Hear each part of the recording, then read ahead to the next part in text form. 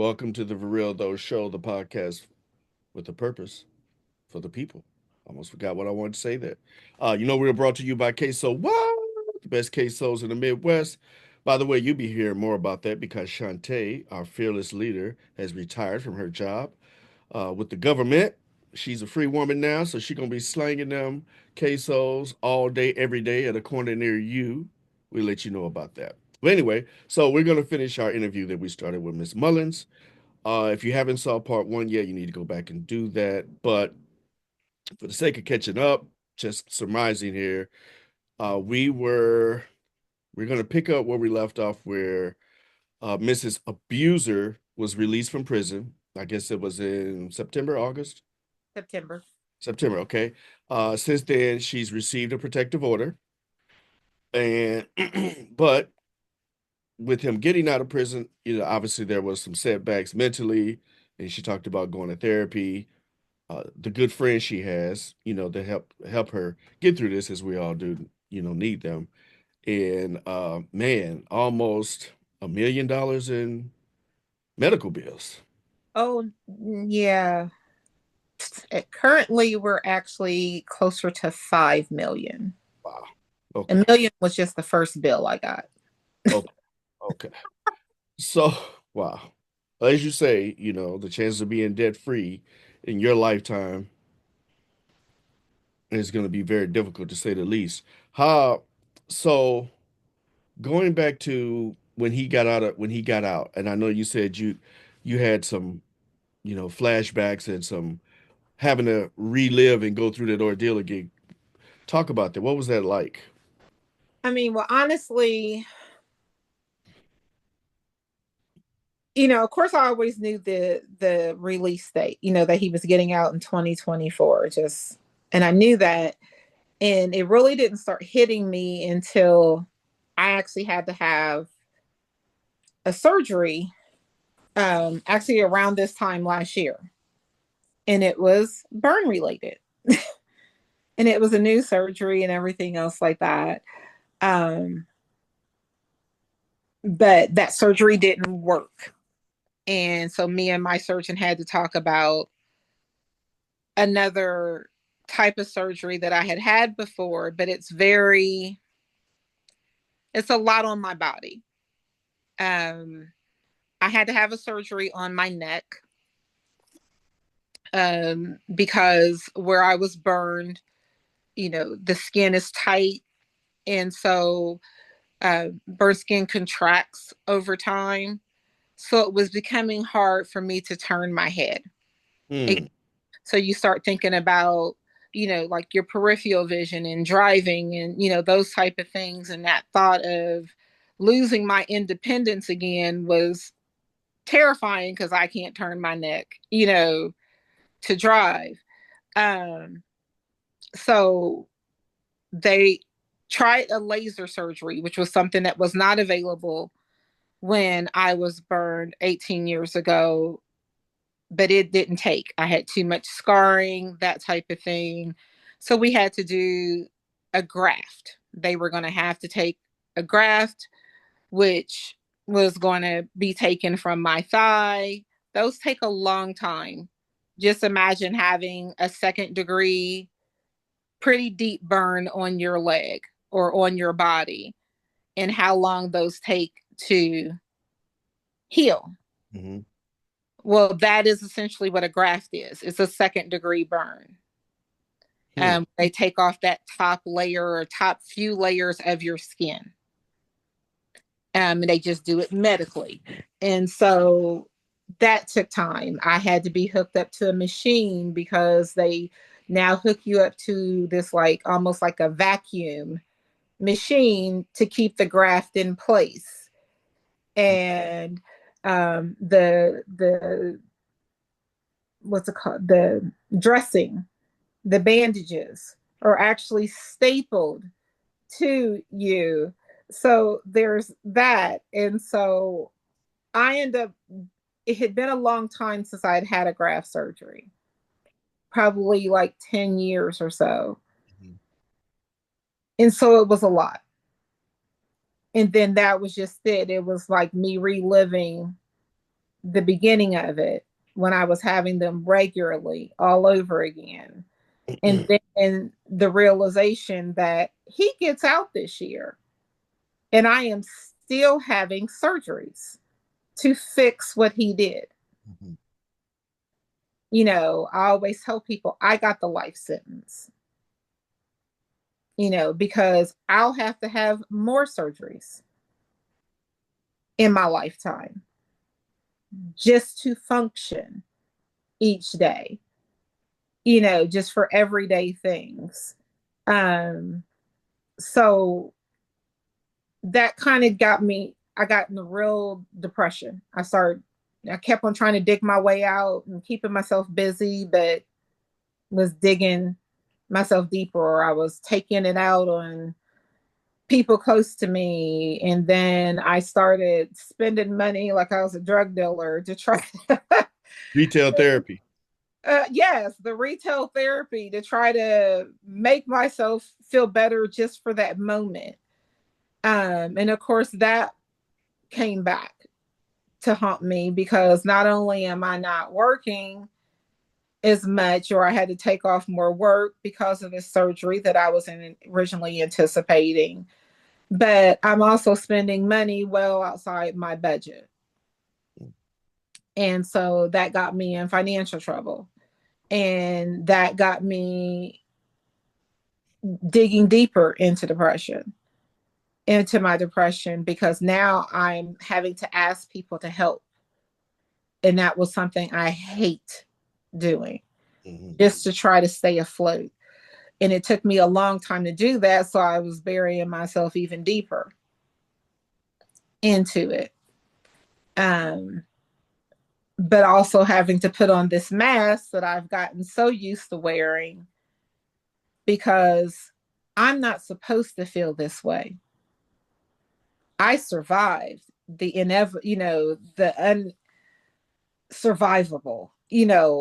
I was kept here. I am just supposed to be grateful that I am still alive. So that alone should make me want to smile and grin and just be happy.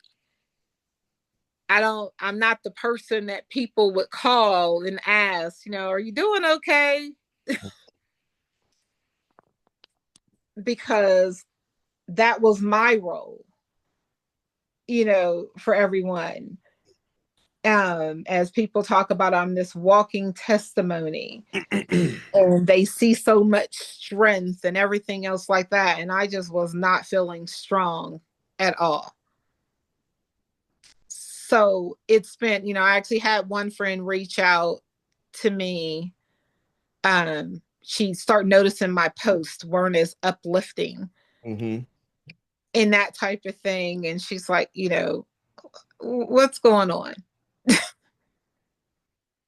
And this is a friend that, she and I initially just met online through a group that we were in, a private Facebook group that we were in, that we developed friendships, within this group and whatever. She and I had actually just met in person for the first time in 2023, Mm.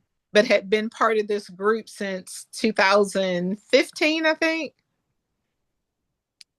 So, but for her to notice and for her to reach out, in that sense, and, was putting strain on my relationship because I was always snapping or questioning everything about my relationship. I was feeling inadequate in my job, because I couldn't focus on it. And I kept wondering whether or not I'm going to get fired. It was just this spiral of events and this roller coaster of emotions that I was going on that was just really uncertain. And then around April last year, I knew that a protection order would take time. Mhm. And but I was told at his sentencing that, like, some of this stuff was just supposed to be automatic, the way they presented it to me then, you know. And then so when I reach out to say, hey, I want to be able to file for a protection order, I was initially told, oh, yeah, no, that probably won't happen. It's been too long. He's not considered a threat because it's been too long. And I'm like, so I'm supposed to wait for him to try to attack me again Right. because he didn't succeed the first time. His intentions was to kill me the first time. So that's not enough. No, no, you probably won't. It probably won't be granted. So that sent me even deeper into depression. So now I'm being completely paranoid. I'm going to shop for guns. I'm looking at security systems to put around, my house and everything else like that, but really can't afford either because I'm now behind in everything. So I just start feeling like there was no way out of the situation that I was in. And so I was drinking and drinking myself to sleep just to go to sleep. And then I remember I was getting letters now. They actually had a victim's advocate contact me after I inquired about what I was told versus what seemed to be the reality. And I had to do all of this fit work myself. It wasn't like anybody from the court contacted me like, hey, he's getting out on this day, so here's this and this. Nope. I had to find out, and I started noticing that his release date kept changing. Initially it was like the 29th of September. Now it was the 26th, and then the 23rd, and now it's the 20th. I'm like, why does it keep changing? Oh, come to find out, he was able to get enrolled in some program that was cutting off his time. Mm-hmm. Didn't know that it was in existence. I was told he had to serve the 18 years and that was it. Mm-hmm. I didn't realize that was in existence. He was talking to my daughter, um, talking to my daughter, um, making excuses of why he did what he did. Was she cheated? There was infidelity on both sides. Yeah, no, there wasn't. But okay. And I don't care if I was dancing on tables, nothing justifies you setting me on fire. Right, no doubt. And so it was, and especially said, we had been separated a year and a half when the attack happened. You were living in a completely different state. You were the one who had a girlfriend. So how you're still 18 years later trying to justify your actions to my daughter, nonetheless, who you stepped over while she slept and set me on fire. Mm. And stepped back over her after I was on fire to exit the house. Right. So I got real depressed. And I started therapy. I got in touch with a new therapist because that was one thing. I started therapy back in like 2020 because I was diagnosed with cancer in 2020. Okay. And I found myself really mad. So wait a minute. So 2020 was the first time you saw therapy, and so you had never looked No, to see it's therapy for this no, for it the attack? wasn't the first time. They actually recommended therapy, of course, as soon as I got out the hospital. Um, I was in therapy even during the whole sentencing, the whole investigation and sentencing. But I ended therapy probably within a year of the attack. And mostly because two different therapists wanted to focus solely on him and my relationship with him. Your husband did this to you. How does that make you feel? I ain't thinking about that. Right. Right. Right. I'm trying to navigate. Do you see these scars? Do you see what I look like? Did you see what I look like before this? Right. I don't have use of my left hand, or not full use of my left hand. I can't hear in one of my ears.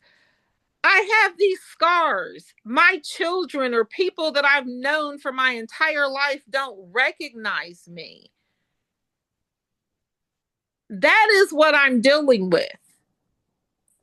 F him. Right. For You sure. Yeah, definitely. Definitely. Yeah, definitely. And that kind of thing will discourage you because And that it's is hard when you have to, like, as a champion of therapy myself and a great beneficiary thereof, it is difficult to find the right person. It can be challenging to find the right and person that was and then it's like and that's like going, yeah, see you and, and a understand lot. the place that you're at and what you need And the instead of one what they thing, think you I'm sorry, and the one thing that I realized last summer need. was that I never was able to have the breakdown that I so heartedly deserved. I wasn't given the chance to. Soon as I got out the hospital, I had to deal with a custody battle. Soon as you know, I'm having surgeries every 5 to 6 weeks, trying to navigate what I look like now, off work, living with my parents still, all of these different things, still trying to be a mom, but really can't because I'm in pain all the time. Right. Yeah. And so, but then the also thing when it came to, I was mad at God. And even though, I tried to be back in church, there was an embarrassment to it. I chose him, I married him, and this is what he did. you know, all the faith that I had. I know I asked for this divorce, but this is what I had to go through to get it. I was just mad at everything, but I'm not supposed to be. I don't have time to grieve. And that was the one thing that I realized last summer was that I never took the opportunity to grieve me. Right. I lost me. I Have you lost, started that process? huh? Have you started that process of grieving? Oh, absolutely. Good. Good. I had to literally go down in the depths because I remember it was a Friday night um last summer, and well, it was actually a Friday afternoon. I go get the mail, and in the mail I get a letter from the Department of Corrections saying that, hey, this is to notify you that Derek Mason is going to be released from prison on or before September 20th. What do you mean on or before? I need specifics. I need to know. I have been able to navigate life mostly because I didn't have to worry about him showing up somewhere. Right. Yeah. That was how I got the joy of living my life the way I was able to live it these past 18 years. I didn't have to worry about him showing up. So, what do you mean on or before?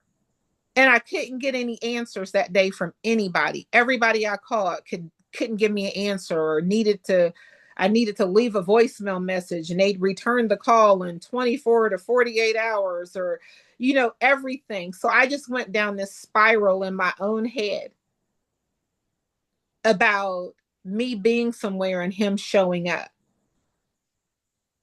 and not being prepared. Yeah.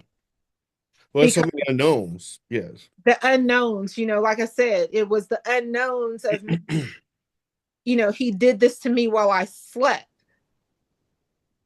So I swore to myself, I will never be caught sleeping again. for anything that was, and so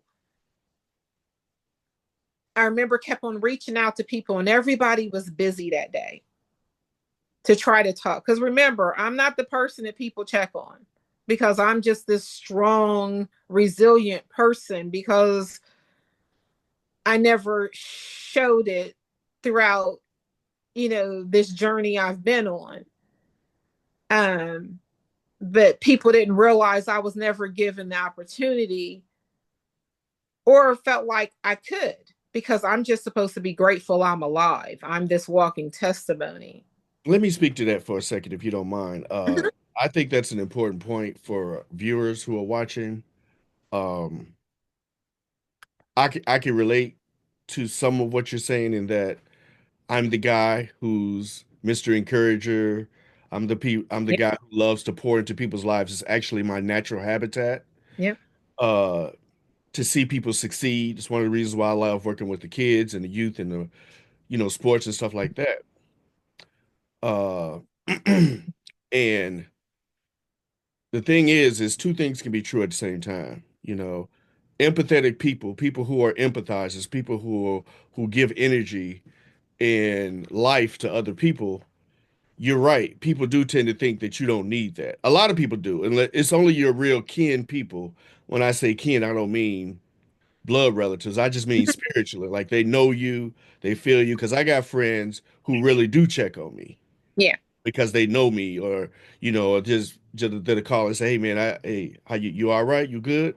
So I get that, and I was even like in that expectation. I have a cousin who's really like a brother to me, and he lost his leg from diabetes a few years ago, and I had never heard him say a negative word. You know what I mean? Like he's a man of faith, and he was like, "God got this, that, and the other." I never argued with him on that point, but I also told him early on. I said, "Hey, man, obviously you've been dealing with this like a champion. I respect you for it, this, that, and the other, but understand that every day, you might not feel these same feelings. You might not feel as thankful and grateful. You know what I mean? Just like you said, you can think of all these things as these reasons why you should feel a certain way, but that's just not reality. Yeah. Uh, I'm going to talk about this on a podcast of my own, but again, I can tell you I've had the blues for like 3 months now, Yeah. like seriously, seriously. So people should understand that it doesn't mean you're not thankful if you have a shitty day. It Yeah. doesn't mean you're not grateful or, you're not counting your blessings because you just can't get it together. Those things can exist in the same space at Yeah. the same time. And we have to give ourselves permission to feel those things, to deal with those things, to sit in those things. It's actually, it's a part of growth. You know, um, we all are a community and we have to live, give, and share with one another, not just our victories, but our burdens. And, and again, you just have to know your community. Yeah. So I will tell you, Miss, that henceforth you can count me in that community because I'm gonna be checking on you. And I appreciate you checking on me. You know what I mean? Because I think we just have a kindred spirit that way. Yeah. One of the persons that reached out to me, Freddie Hines, the other day, the Yep. guy you know. He was one of mine. Okay, so right? So, and I was like, I just had to explain to him. I was like, man, I got a few calls I need to make. I got some boys in St. Louis I need to call, you know what I mean? Like, that's been checking on me. I just hadn't had it in me, and I know they get it because they've been in them same spaces. Yeah. But just to know that they're there, just to know that they looking out, And it, that it's a thing, real blessing. I didn't even, it was still even hard for me to. I'm not supposed to feel this way. Why am I supposed to feel? Because that was just it. People look from the outside. You got a great job. You got a beautiful home. You got this. You got that. Your kids are all doing really well. What could possibly make you want to leave this earth? None of that matters. No, listen. I mean, look. I mean, and people say, trust me. I mean, I know. Like everybody is at a different level. You know what I Yeah. mean? So in America, we got our own levels of, you know, poverty, Hmm. lower class, middle class, upper middle class. We got levels in America. That's an American thing. Yeah. And because of that, we tend to judge a person's ability to be happy based on the things that we may not have that we think will make us happy. Yes. So if you got a nice car, a nice crib, well, we thinking all the other people are thinking if I had those things, I would be happy. You know what Exactly. I'm saying? And that's just not the reality. Or else I was who are in. millionaires wouldn't be killing themselves. You know what I mean? Like you wouldn't have an Anthony Bourdain kill himself. You wouldn't have Yeah. the guy who was on the Ellen show. I forget his name, but Oh, you Ted would, or, yeah, or something like that. Not Twitch. Was it Twitch? Twitch. Yes, Yeah, Twitch. yeah. Yes. So you wouldn't have those things because those people have all the other monikers of success. Yeah. The difference between having a sound mind, depending on how you define a sound mind, and here it's very delicate. It's very delicate because we have memories, we have emotions, Hmm. we have deficiencies, we have traumas, some that are dealt with, some that have not been dealt with, some recognized, some not recognized. And one of the things that I'm learning about myself is my own cycle of traumas, my own cycle of wanting to be loved and understood and not be ashamed of, Oh, absolutely. you feel me?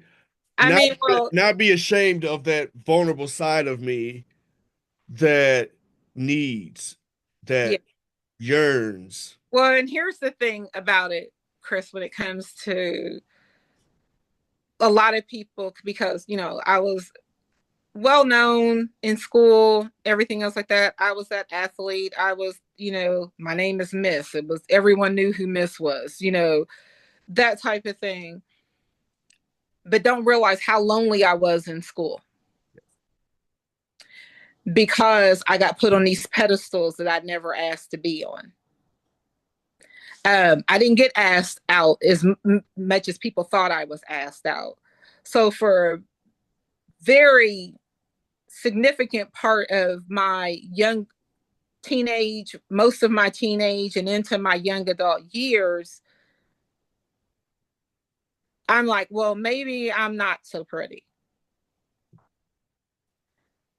And so, which also plays in the factor of me staying in this marriage and relationship as long as I did as well.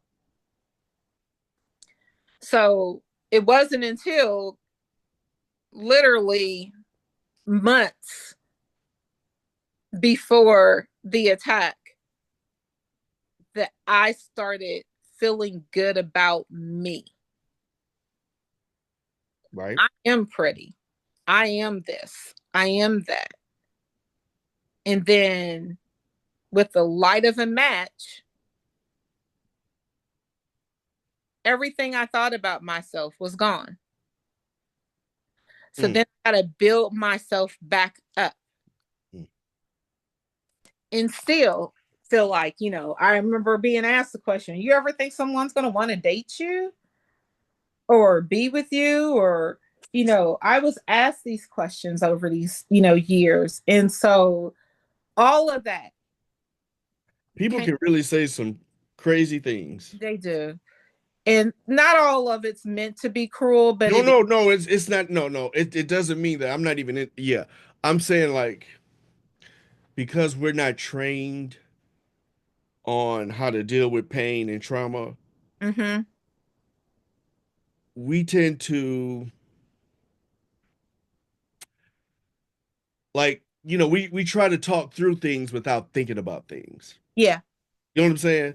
Yeah. Like yeah. But Go that ahead. I'm sorry. was it. It was like, and so when I hit bottom last summer, and I still try to explain to people, and finally I'm just like, you're not going to understand. It wasn't so much that I was like, oh, I just want to die and I want to kill myself and I want to do this. It was like, I don't want to feel this way. That's exactly what it is. Yeah. Yeah. I hate feeling this way. I was always that confident person. But a lot of people just assumed it was confidence in the looks and everything else like that. I was like, I was confident on the court. I was confident on the track. I was confident, in other aspects of my life, Doing things, doing things. I not was good at being, things. not being. But, you know, so to deal with that and am I ever going to be fully loved? Again, all of those things. And now I don't have even what I can offer because I can't help out my kids the way I've been able to help them out because I'm behind in my other stuff. I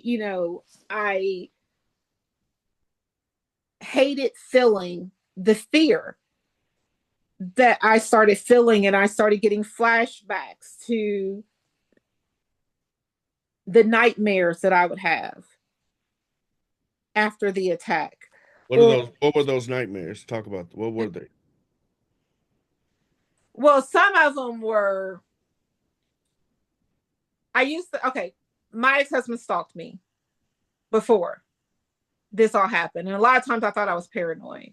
A lot of times I thought, oh, yeah, no, that couldn't happen or whatever. But I also got questioned, about, well, what am I doing to make him do these things? I used to get that as well from people. It must be my problem. So there was for many years of our marriage, I thought I was the crazy one. I was going to ask you, did you ever think that, like, one of the things I Absolutely. wanted to talk about were the tools of the abuser, Yeah. like control, The control. isolation, isolating of friends and family. Like I dated a girl once that really tried to isolate me from my support system and people who loved me, who Yeah. cared about me outside of her environment. You know what I mean? Where he So did to me. he did that. He did that. Yeah, yeah, Yeah, he did that to me, and without me even realizing it. yeah. But It's very subtle, very smooth. not even. But it was like it was fairly easy to isolate me from my friends.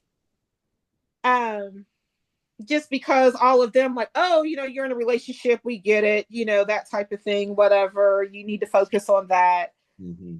But he isolated me even within my own family. Right. You he was the chosen one. In that sense, I must be the crazy one, or I must be doing something wrong if I'm unhappy. So there was that. And so I just, all of those feelings rushed back last summer. All of those feelings of inadequacy, all of those feelings of craziness, all of those feelings of, well, what's the point of me, doing this is all if everyone's going to ever see is these scars. Hmm. If I'm judged solely on these scars Hmm. in my life, what's the point of me doing anything? What's the point of me being, this uplifting person? I'm tired of being everyone else's shoulder and everyone else's inspiration when I don't have any of my own. Yeah. Um, and so that Friday evening, I remember calling, and everyone was busy, and I was just like, screw it. I got in my car and I started driving. Next thing I know, I am, I stopped, I'm drinking. I also got a bottle of Oxy that had been given to me for pain control for my surgery in my cup holder. And I'm just popping them. And I actually get to my friend's house. He's initially upset, like, I told you I was going to be out, whatever. What's the big deal? That type of thing. And I, show up at his front door. Okay, I'm outside. Tell my family that I love them.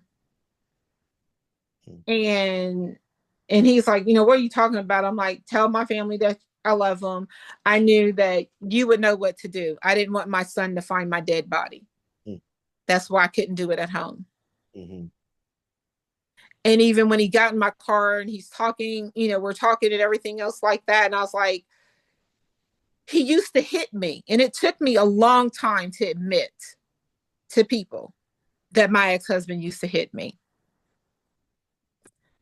He used to hit me and it was never in my face. It was always in my back or in my side or something that wouldn't show. He used to terrorize me by showing up at my job, or I couldn't do anything on my own. I couldn't go anywhere on my own. I couldn't have nothing to myself. Nothing was mine. And he's getting out. And I don't know if that's going to be the case again. Because I'm in debt up to my eyeballs. All his medical bills for the past 18 years has been covered by the state. Mm-hmm. His family is celebrating him getting out. It's just, and it was a lot. And it wasn't until, he realized it was like I went to grab a couple more Oxy. And at this point, I had no idea how many I'd taken. And thankfully, they were low dosages. Mm-hmm. That he looked in the cup holder and saw the pill bottle and snatched them. And, and then I put that fear. And I hated myself for that because I put it that fear because he didn't know what to do.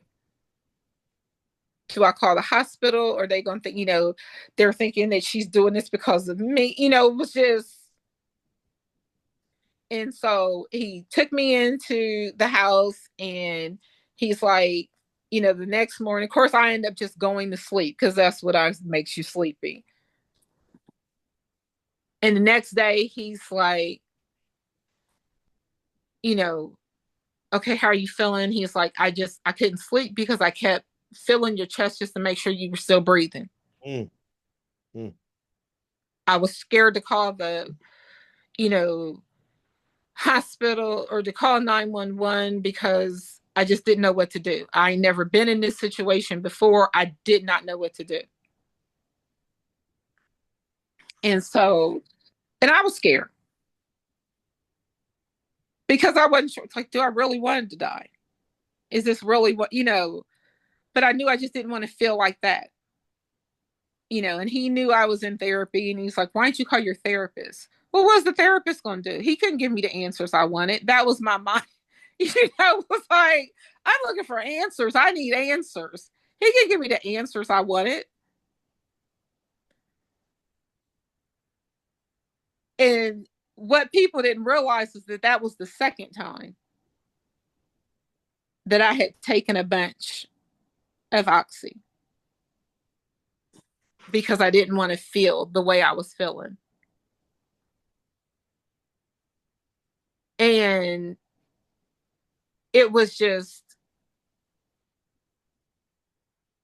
it's still something that, because I'm always put on this pedestal, people don't know how to handle it. I remember even my family, well, we're all dealing with his release too, because we all have our own form of trauma behind yes. what he did. Mm-hmm. It was, as I had to explain to them, and it's still, it's like, well, we experience our own trauma. It happened to you, but what happened to you caused our own trauma. And it took me a long time to really, I'm like, no, it happened to me. It affected you. Mm-hmm. You can go into a room and everybody can greet you, and hey, how you doing? Because they remember exactly who you are. And I can go into a room and people walk past me, or I'm staring or getting pointed at and ew and and all this other type of stuff. That's what I live with. Mm-hmm. So it's just, questioning everything, questioning my ability to do things based on this incident. And that's what it's been for me for the past years. But I'm not supposed to feel that way. So I didn't allow myself to feel that way. But all of those feelings came to head last summer. and that unknown. And like I said, it was just like the fear, the paranoia of what it was going to be like. Is he going to try to come and see me? My mother is the only one who lives in the same house that, from when it happened. Is he going to try to go to my mother's house to find out where I am? It was just all of that. And I didn't really feel like I had anybody I could talk to because everybody was experiencing their own issues behind him getting out. So I felt alone. Mhm. And I just kind of, alone and also in debt because now I'm behind in everything from my rent to my car payment to everything. So I'm feeling like I'm about to lose everything again. And not on something he directly did, but indirectly because I have so much debt, I can't get a loan, a personal loan or anything else like that. I've already had to file bankruptcy at one point, but I can't do that again. And that's part of the reasons why I can't get the personal loans because I had to file bankruptcy before. Constant cycle. It was just a cycle. And so it was just the anger, the fear, the everything in it. Like I said, then trying to increase my therapy sessions because at this point I'm like, yeah, I need therapy. I need to talk to you. I need to talk to you. I need to talk to you. But of course, that comes at a cost as well. Because so now I'm paranoid about how much I owe the therapist in fees and everything else like that, and don't want to do that. I started apologizing and I'm trying to mend, once, but then also the attack happened on September 10th of 2006. And I definitely suffer from PTSD around that time. I go on, I've gone on autopilot for the most part during that time just to not have. But, my friends, trying to get me out the house and doing things. And I actually, last year, I decided I would take a work trip to keep me busy. I had to drive over to Indiana for some site visits for a few of the projects and that I'm working on. And I was fine for the most part because I like had to go there on the night before on September 9th. And all of my visits were throughout the day on September 10th. And I was fine until I was driving home and alone with my thoughts and everything started coming back again. And there were many times I ended up just having to get on the phone with a friend just for the drive, for most of the drive home, because my music wasn't keeping me, my mind's together. Or, am I just going to run my car over this cliff so I can just not feel this way anymore? And so they started coming all back, and still people just really, and said, it's not no one's fault because most people don't know what they're supposed to do in that moment. I don't know what I'm supposed to do in that moment, but I'm still in that moment. Right. And so to lead up to that, I actually went and spoke at a conference about I forgot, it's a law. It's I don't forgot the law's name. It's essentially what I was experiencing in the fact of like the rights of a victim and being notified of certain aspects of the court process and everything else like that. That wasn't even in place when my attack happened. Or the fact that I had, I'm working for the legislature, and then while I'm working for the legislature, I actually get a call from a high school friend because her cousin had been set on fire by her boyfriend. And when this happens to her, the legislature goes rushing in to pass a law. The legislature that I work for, Mm. to enhance the penalty of someone who is permanently disfigured, maimed, and that type of thing based on any attack. Wow. So I wasn't worth it. Right. You're right. But now y'all write a law. I work for y'all. And y'all rush in to write a law because it happens to someone that don't look like me. And even as it's written, it really wouldn't even help me. But I do get contacted, oh, can you look over this? Yes, it would have been nice to have this in place, but when this happened, but it wouldn't affect mine because he was charged with murder. Mm-hmm. It still doesn't give you life to this person. And I don't want to sound, because I'm actually friends with her family now, and I don't not want to try and I don't in any way diminish what happened to her. And they know this, and they know what I mean, but it was also why I'm like calling the representative and contacting his office, like, can I look at this? And eventually was like, he sent me the bill, have me read it. Me and him met. What about this part? What about this part? What about this part? And so when the bill was passed into law, he even gifted me the pen that the governor signed to sign it into law. Okay. Yeah. But that worth, that that resiliency that people are always patting me on the back for. I'm tired. Mm. When can I get that person? What do I have to do to get? I'm like, if I'm never called strong again, I'd be okay. Right. Because I'm tired of being strong.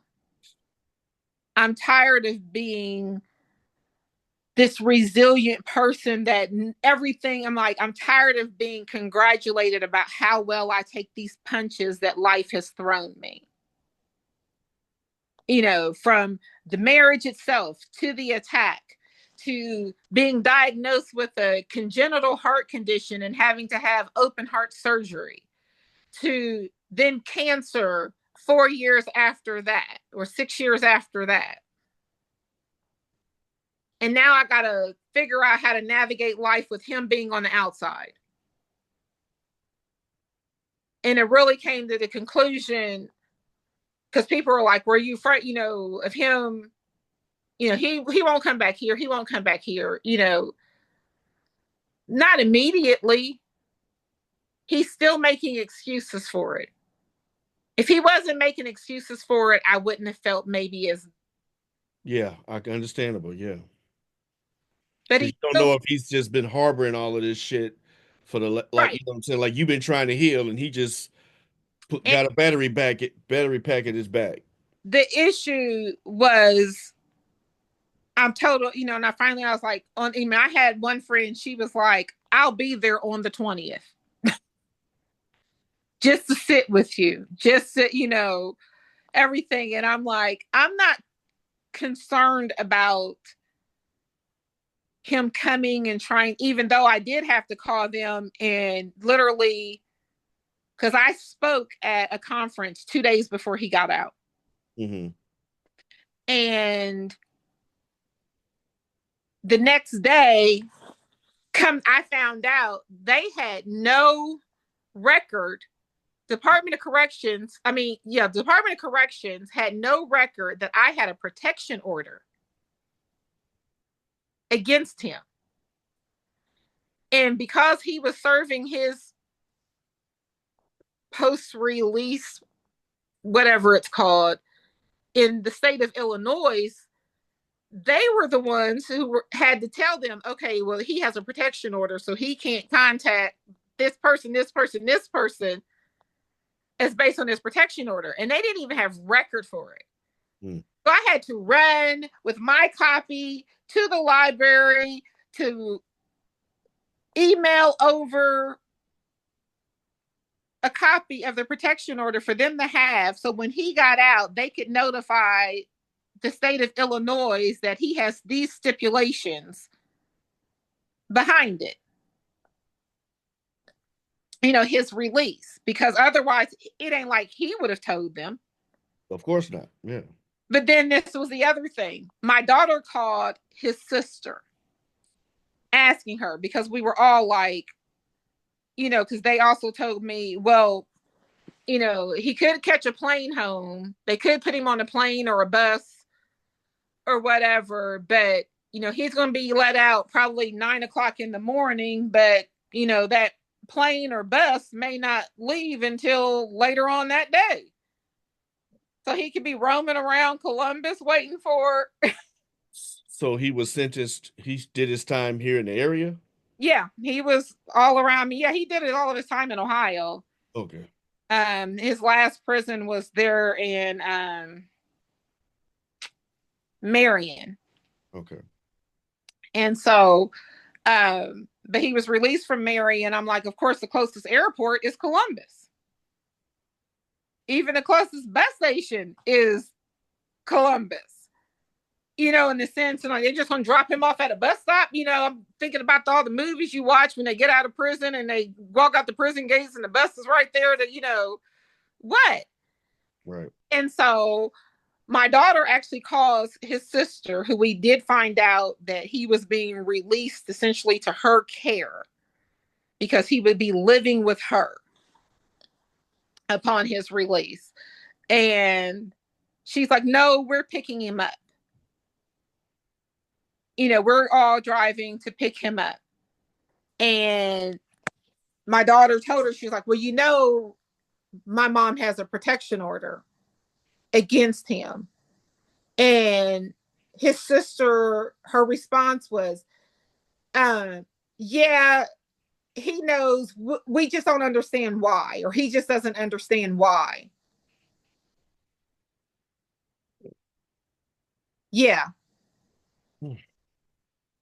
And so that is what, to find that out and everything else like that, to deal with that. It's still, I'm like, and I finally told my friend, I'm like, no, don't come. Cause she was coming clear from Baltimore to be with me. And I was like, no, don't come. I was like, I'm not concerned about him trying to contact me when he first gets out. But in the other sense, because everybody else in my family was dealing with their trauma, and nobody called me to see how I was doing that day. Mm-hmm. Nobody in my immediate family. And so, because everybody was dealing with their own. And then they called it, their reason was, oh, well, we were giving you your own space and we didn't want to put our trauma on you. Once again, it happened to me.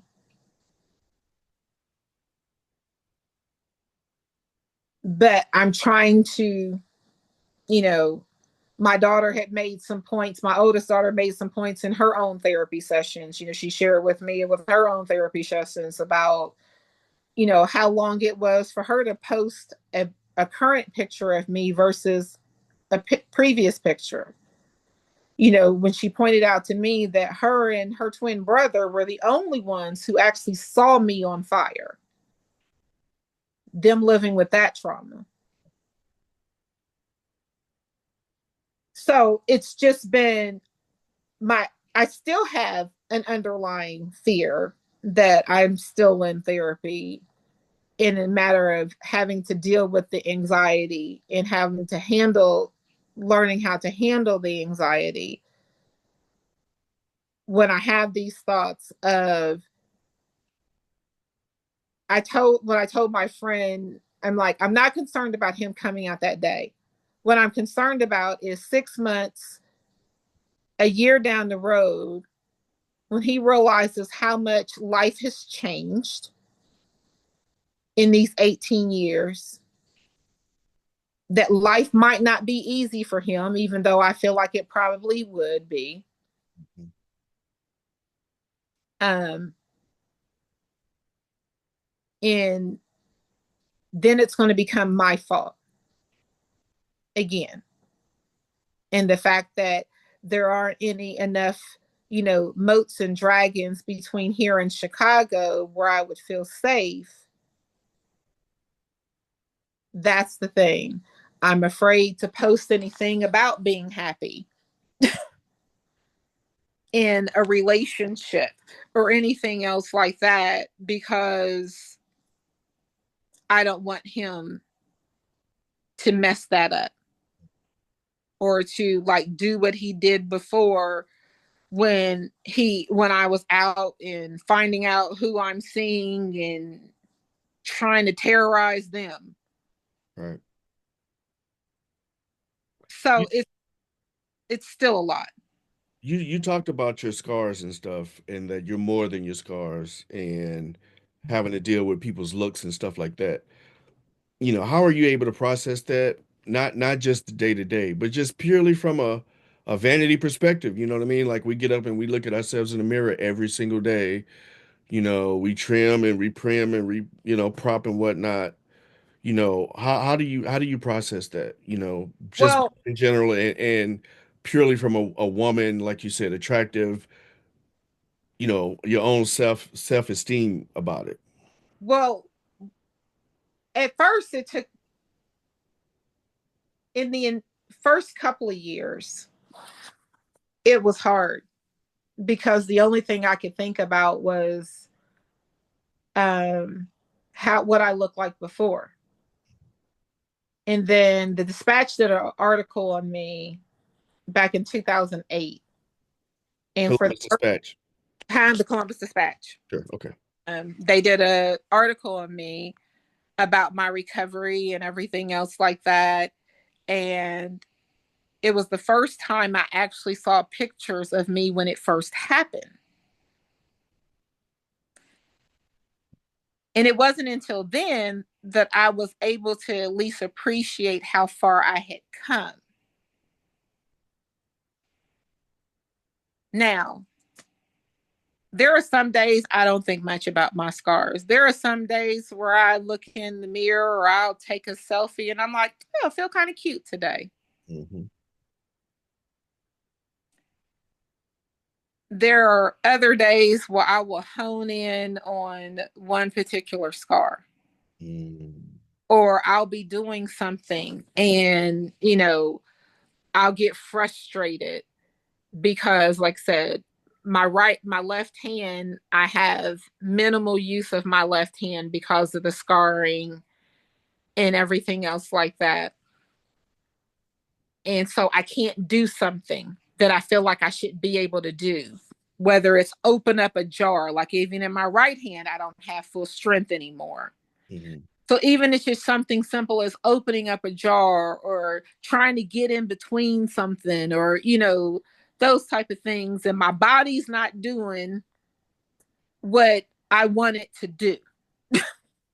Is this going to be something that's going to be more difficult as you get older? Absolutely. So there's no way you can therapy your way into And, maintaining. and that was the thing. It was like after I had like 6 surgeries on my hand. And it got to the point they had, kept on opening them up.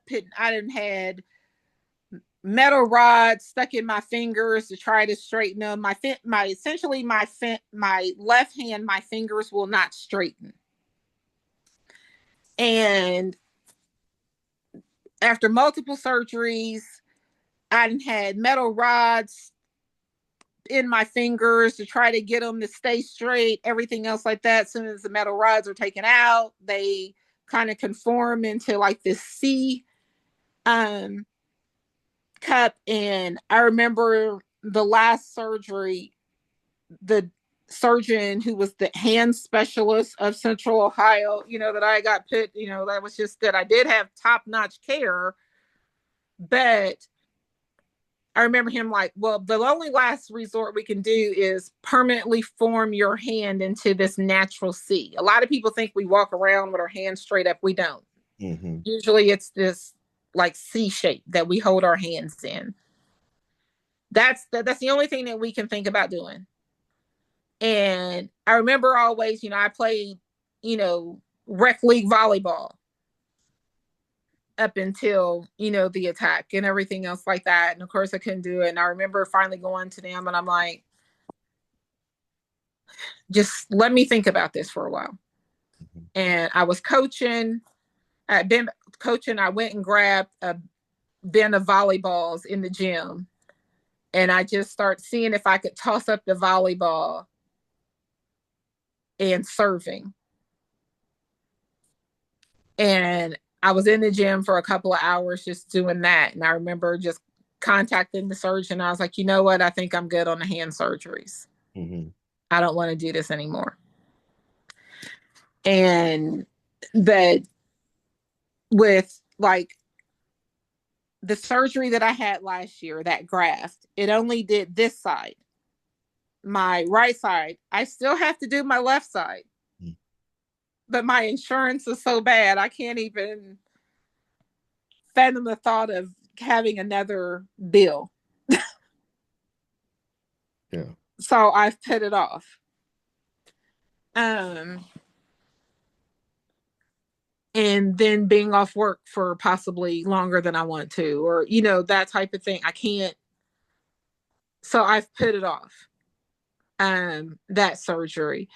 Um, with it comes to, I lost hearing in my right ear. Mm-hmm. I no longer could wear earrings. That was like my go-to. I miss my earrings. Mm-hmm. And I can no longer wear earrings, but I lost hearing in my right ear due to the antibiotics. Mm-hmm. One of those times I got this toxic infection and they flushed my body full of these really strong antibiotics. And they said most likely that is what caused the hearing loss. And it can't be repaired. It can't even be repaired with a hearing aid.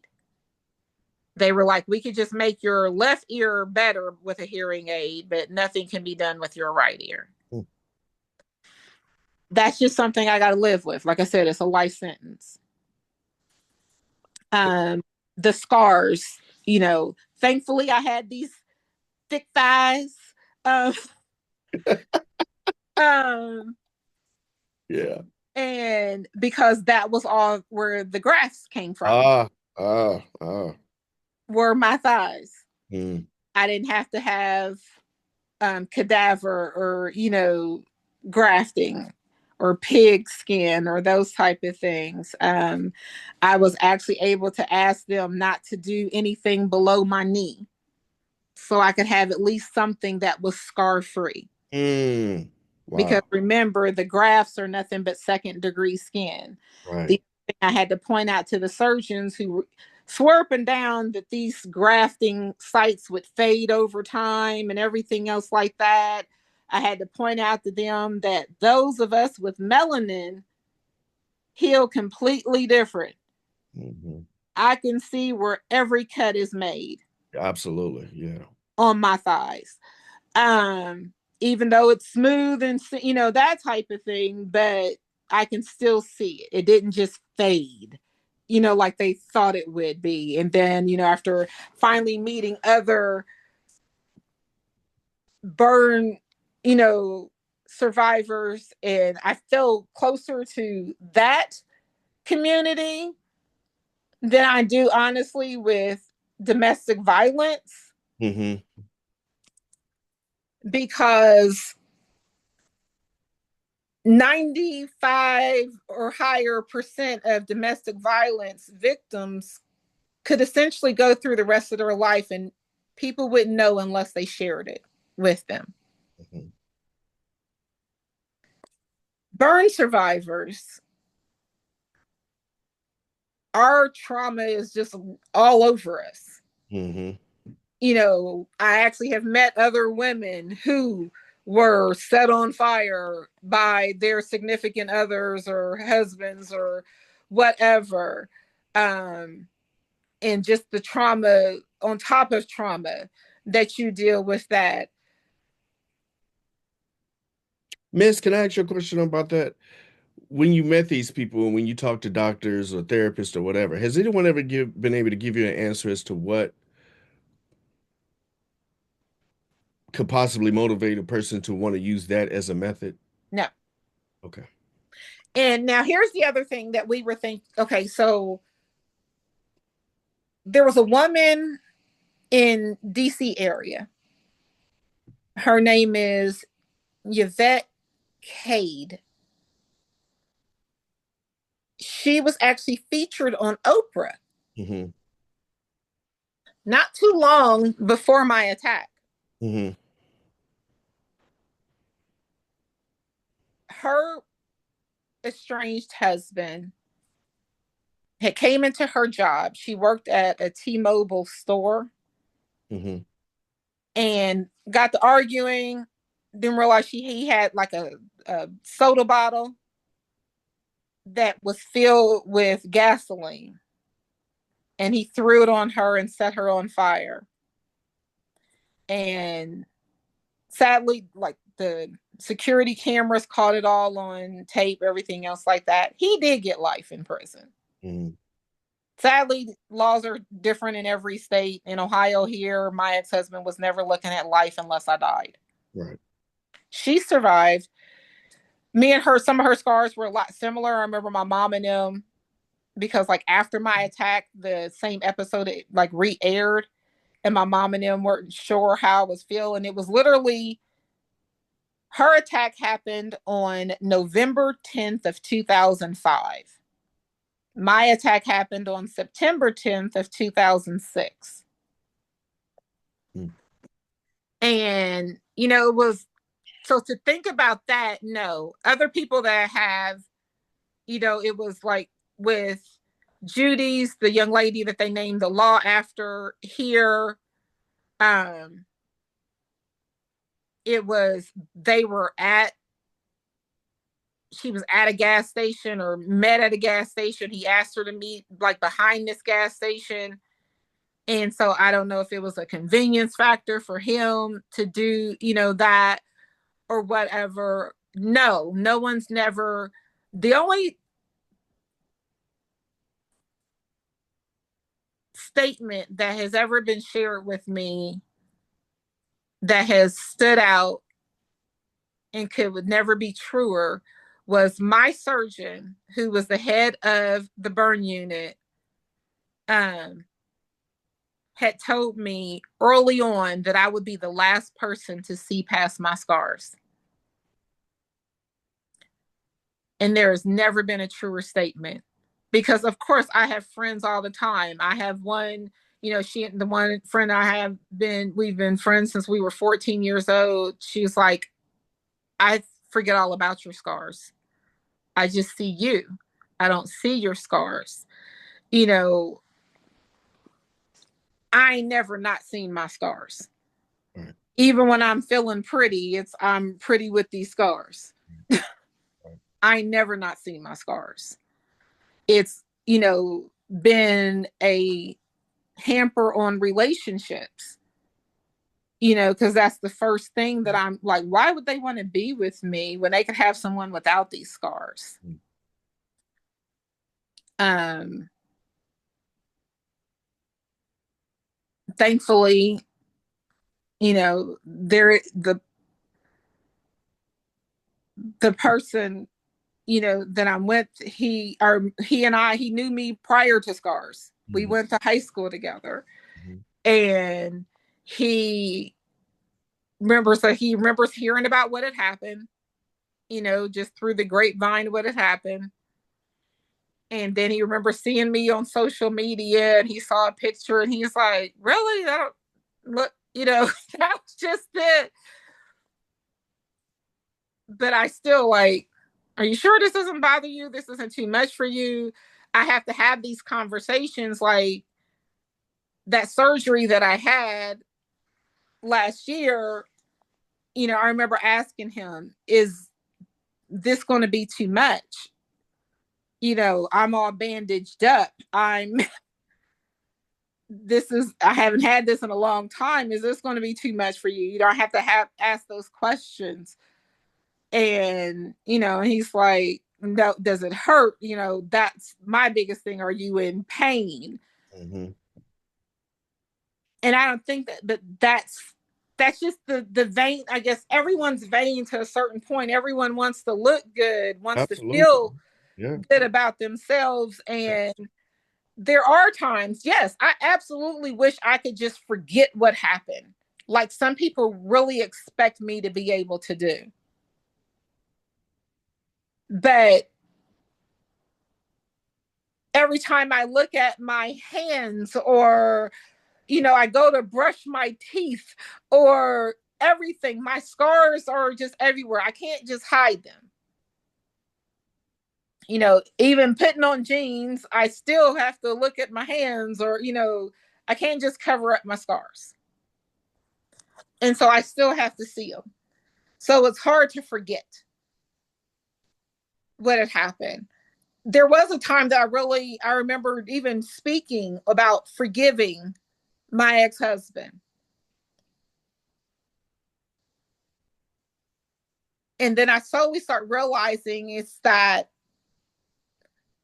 there might be parts of me that forgave the act because he didn't succeed in what he was set out to be. But there is a bigger part of me that hasn't forgiven how it has affected my life, my children's life, my family's life, because we were all traumatized. On that note, too, um, so again, I only say this because, there are only a certain amount of degrees of separation between things that happen to all of us Mm-hmm. or people we know. So a good friend of mine, he's my jeweler. And last year, I guess either about a year and a half ago, I'm not sure, he was shot in his back. They were trying to rob the store that he was working at. And he's paralyzed now. And we pretty tight. I go by and see him and stuff. But one of the things that I wonder about is, when you talk about processing all of this stuff, like this is the thing. I think when people say that you're strong and stuff like that, I think because they haven't done the work, or they at least maybe scratched the surface or try to imagine how it is to deal with it. How do you, and one of the things I thought about him, and so it reminds me of you now, is how do you process the senselessness of it? Because so when I think about my friend, I'm like, he's 37 years old at the time, young man, world ahead of him still. Uh, and that these people, they thankfully they caught the people, they're serving their time and so forth. But his whole life has changed now.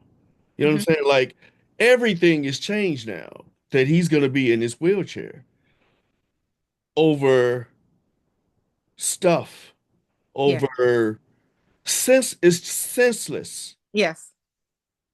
How do you process the senselessness? Because that has to be, to me, it seems like it will be so the most frustrating part.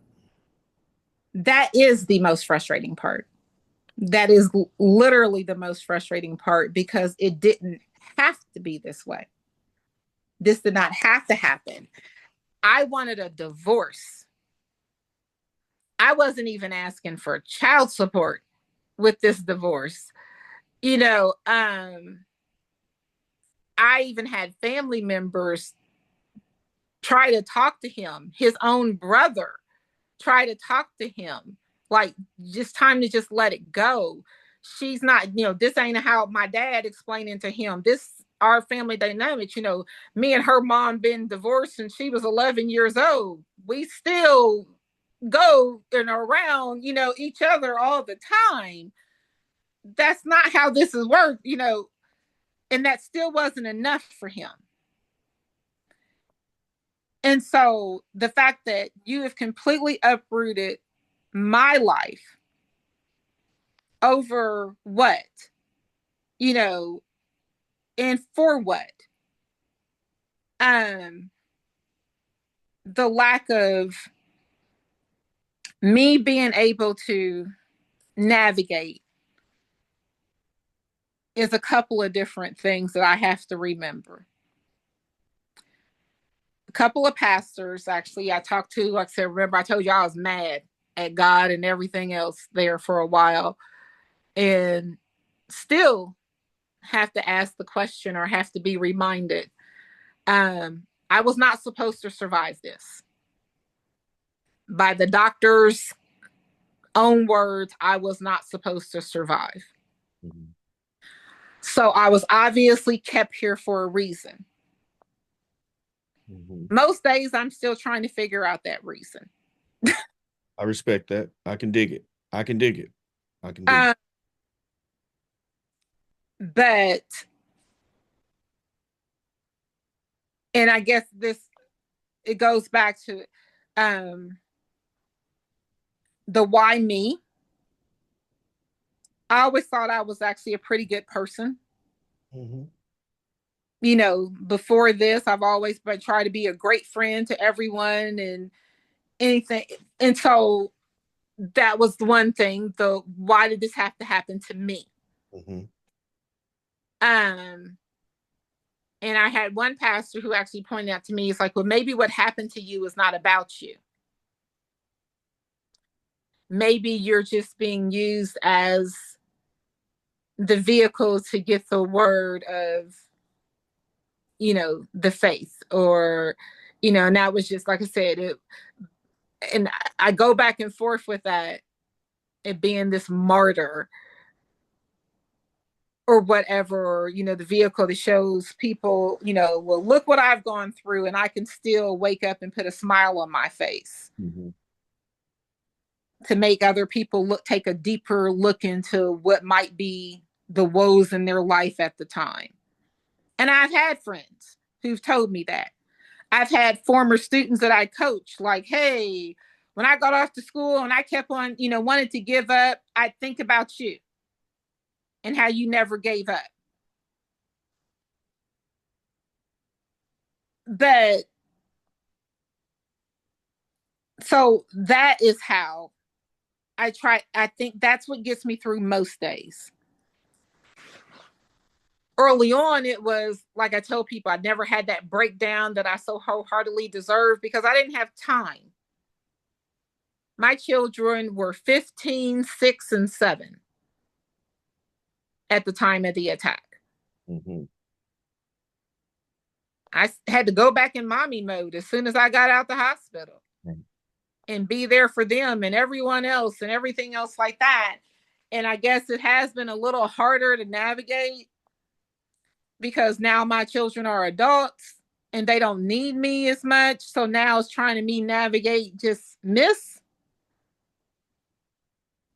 and learning what that's about and what life what means to me. And that don't always look the way people think it's supposed to look, and people might not always like the way it looks, but I got to do what's best for me. And I have to be selfish in these moments in that sense. There are days that are hard that I do not want to get up. There are days that I am honed in and I can't get past a scar. I don't want to deal with the stairs, or anything else like that. I don't want to be questioned. I used to be with people just out of curiosity, you know, most people say, oh, was it a house fire? How did you get burned? I was used to be really embarrassed. And I'd be like, I was just burned in a fire. And I was embarrassed because, to say, oh yeah, my ex-husband did this to me, Yeah, no doubt. it was, there was a sense of embarrassment with that, and that stigma, like, and like I said, I felt like I got that stigma from my previous employer after a while, like questioning my judgment on things. Yeah. Um, but also the scars, you know, to be working in a job and pre-burn, as I call it. Um, I'm conducting interviews, I'm the front person for most of these meetings and everything else like that, to all of a sudden I'm not even a part of the interviewing process in my agency, or not being included in vendor meetings or in, different things like that, and just being bypassed and being questioned about my ability to do my job, and me having to keep, my skin was burned, not my brain. Mm. That sense. Um, those I remember getting a call from someone, um, this guy, questioning, he was like questioning a friend, said something to him, oh man, you used to mess with her, oh my gosh, she's just so jacked up and this and that, all this other type of stuff. And, you know, huh? Like, first of all, I don't even know this person. The person he was talking about, I don't even know who this person is. So I guess the person who saw me out Mm-hmm. knew me and him used to hang out and bowl together and, whatever. But the fact that people question my ability, or not my ability, but my, what's the word I'm looking for? My worth. Mm-hmm. Like, I don't deserve to be loved with these scars. Right. Or, but people do that with a lot of people. People question, and that's why I'm like very defensive when, when people body shame and everything else like that, or you see, an obese woman happy. Mm. Preach on that. um, Preach on that. Yeah. or That's a whole nother thing there. Yeah. that type of thing, whatever, and I, say, and I even joke about, like, I must be really a bitch sometimes, when it comes to, but I already know I'm hard on people, and I become hard on people because of a lot of what I'm high on accountability, because Mm. I make myself accountable Mm. for every aspect of my life, Mm. because I've been forced to. I can't just rely on my looks or on the curves or whatever. I can't rely on that anymore. So, yeah, I do have a tendency to make people look deeper into themselves. I see life differently. I Mm. see people differently. Mm. I've seen the value or lack thereof value that I had in people's lives, Mm. because I'm no longer useful for them with these scars, Mm-hmm. or I'm no longer attracted to them because of my scars. Um, but it's like I'm still the same person that I was. I still like to joke. I still love sports. I'm still got that sarcastic sense of humor, everything. So can you look past the scars? Mm. Mm. Mm. Because I am not just my scars. I am so much more. I would give the shirt off my back to someone in need, and have, Mm-hmm. even when I didn't have it. That's part of the reason why I came into whatchamacallit, because I found myself, when I was in a position to help my children out more, I found myself trying to make up to be the mom that I wasn't able to be to them as I was recovering, because I couldn't be there for them all the time. Not financially, not emotionally, not physically, when I'm spending, weeks in the hospital at a time. Initially, I was in the hospital for 3 months, and then back and forth in the hospital or down, or, my sister having to help, cart them from events, or my parents or whoever. And so when I found myself where I was able to at least financially help them, I found myself doing more so to a fault. Yeah. In a sense Overkill. that, Overkill. yes. And so, and not necessarily a fault to them, but fault to me. I understand. Yeah, I understand. Because I'm always going to be there for mine, and everything else like that. Oh, you need to do this? Sure, here. Right. You need to help with this? Sure, here. Because I could. Because I do hold on to a lot of guilt still. I hold on to guilt about my dad's passing because I felt like what happened to me was just too much for him and his body to handle. I hold guilt because of their lack of trust in relationships. I feel like that's all on me because of what happened to me.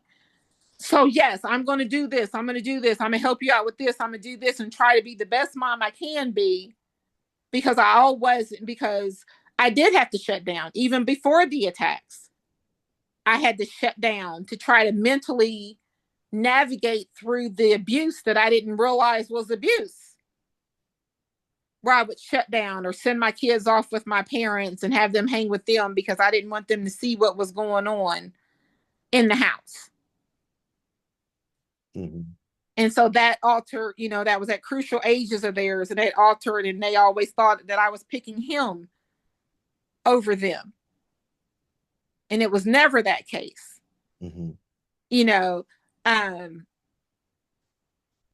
me and my mother's relationship was scarred. And it, still mending now, but I'm like, you always chose him. You always chose his side without ever talking to me. Mm-hmm. You didn't choose his side until you were sitting in the emergency room and I was fighting for my life. Mm-hmm. So you might have the best advice for me, and I love you, but coming out of you, it is already tainted.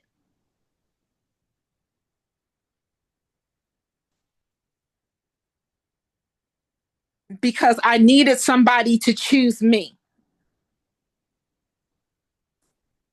just once, to take my word that what I'm telling you I need is what I need. And Man. that is where that's that daily thing that goes on. It's like, I tell them, and I jokingly, the joke has always been, you know, I'm never going to tell y'all if I ever get married again. I'm just going to show up to Christmas dinner like, yeah, this is my husband here, and y'all might not ever know about him, that type of thing, because y'all chose him, and y'all see where that got me. Yeah. And so I'm kind of going to do things my way and navigate the relationship that I want and what's good for me. And it might not be in agreement with what you might even want for me, but I got to do what's best for me. Um, so yeah, the stairs still kind of, they still kind of rub me the wrong way. Um, One of the things I think that bothers me most about it was that I always prided myself on you know, I was 35 when this happened. I Mm-hmm. had just turned 35 when this happened. And some days I feel like I was stuck on 35 for many years, like I couldn't get past that age. Um, but people think I'm so much older Mm-hmm. now. And mostly because of my hand scars. My scars look like wrinkles. Mm-hmm. So Mm-hmm. they just assume I'm older. And I'm quick to remind them. Like, I was literally being asked whether or not I was a senior at the basketball tournament I was at yesterday, because it would have been significantly less for me to get in. And my ego will not allow me to say I'm a senior just to get me in the tournament for less. Or people thinking or assuming that I'm my sister's mom and she's just Yeah. um those type of things. But then on the flip side, a year after the attack, OSU sponsored me and my sister to go to a burn survivor conference. Mm-hmm. And it was in Vancouver. And I was only a year out, after the attack. I still had only had like well, they had done my forehead before I initially had got out the hospital. So everything on my face, with the exception of my chin, was grafted. Mm-hmm. Mm-hmm. So my chin is originally me. And so, but I had just had like one cheek done and then my forehead that hadn't even been a year done. But thing was that when I got there, the woman was like, oh my God, everybody was in like shock that I, was looked, I guess, as good as they thought I looked for just being a year out. Mm-hmm. To have third-degree burns on, all of your face, or most of your face. And then, but it also gave me an appreciation, because I always told folks like, oh, I don't have my black girl nose no more. Mm-hmm. And Like you got a nose job. but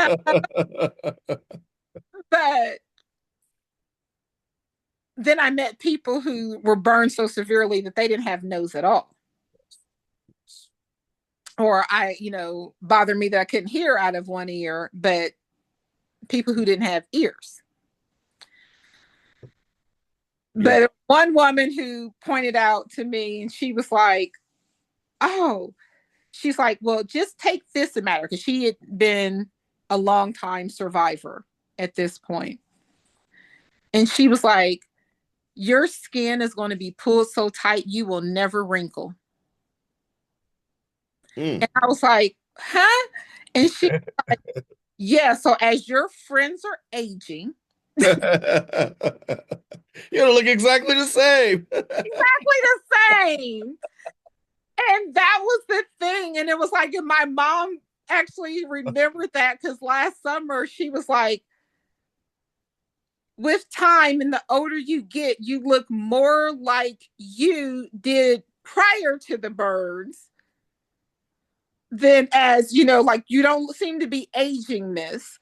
And I was like, really? She was like, yeah. She's like, there's no wrinkles or anything else like that. My most of the wrinkles were the grafting, the scarring here.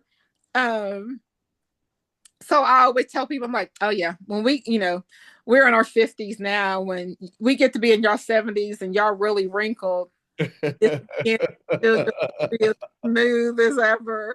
So I try to find those lights in acceptance of the scars, in that thing. I remember at one point, like I said, they've taken all of my grafting from my thighs.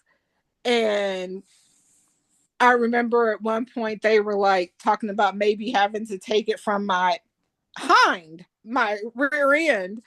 And I was like, well, if you did that, I could always just point to that and tell somebody to kiss my ass in another part of my body when necessary. But no, I don't think I want that to happen. My thighs is thick enough for y'all to just take everything from my thighs. And Yet another gift for the Black woman, her thigh. and so that was the thing. So I try, like I said, I try to find some glimmers of it. You know, the fact that yeah, my skin won't wrinkle because of the grafting and it being pulled so tight. It's like I had a facelift that just won't never go away. Mm-hmm. I realize, yes, I do have people who love me despite my scars, who don't judge me on my scars. So I try to think about those. Mm-hmm. And they, you know, override those who can't see past them or only see them. Um, I remind people that my vision, though with age, gets worse. Mm-hmm. You know, my glasses get a little thicker, Mm-hmm. but I'm not going to, I still like what I like and see what I see.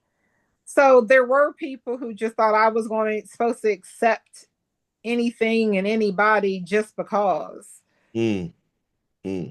of my scars. Um, no, that's not it, you know. But then there was one moment I remember I was meeting my amigos, as we call them. It's my two cousins. We were meeting for drinks we had a standing date every Tuesday. Mm-hmm. And I walked into the bar and I'm looking around for them and everything. And I find them and I walk on and I see a couple other people. Hey, how you doing? You know, and walk in. And this guy comes over to our table and he was like, "What are you drinking?" And I was like, "Oh, no, they had this special that day. That was why it was our night." And I was like, "Oh, I'm having this drink." He's like, "I'm buying a drink." And he's like, "I'm just going to go ahead and buy for the table." He's like, "Because you done walked up in here with more confidence than any woman I have seen walk up in here." And so I was like, "Oh, thank you." And then there's the matter of my faith, which I fight with because of the attack. But I wholeheartedly don't believe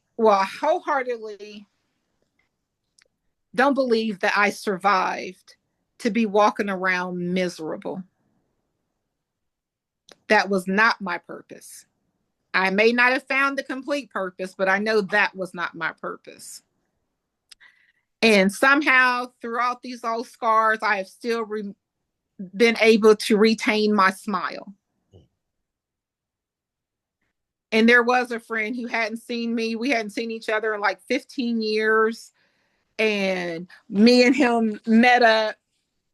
And I was so nervous because I hadn't, seen him.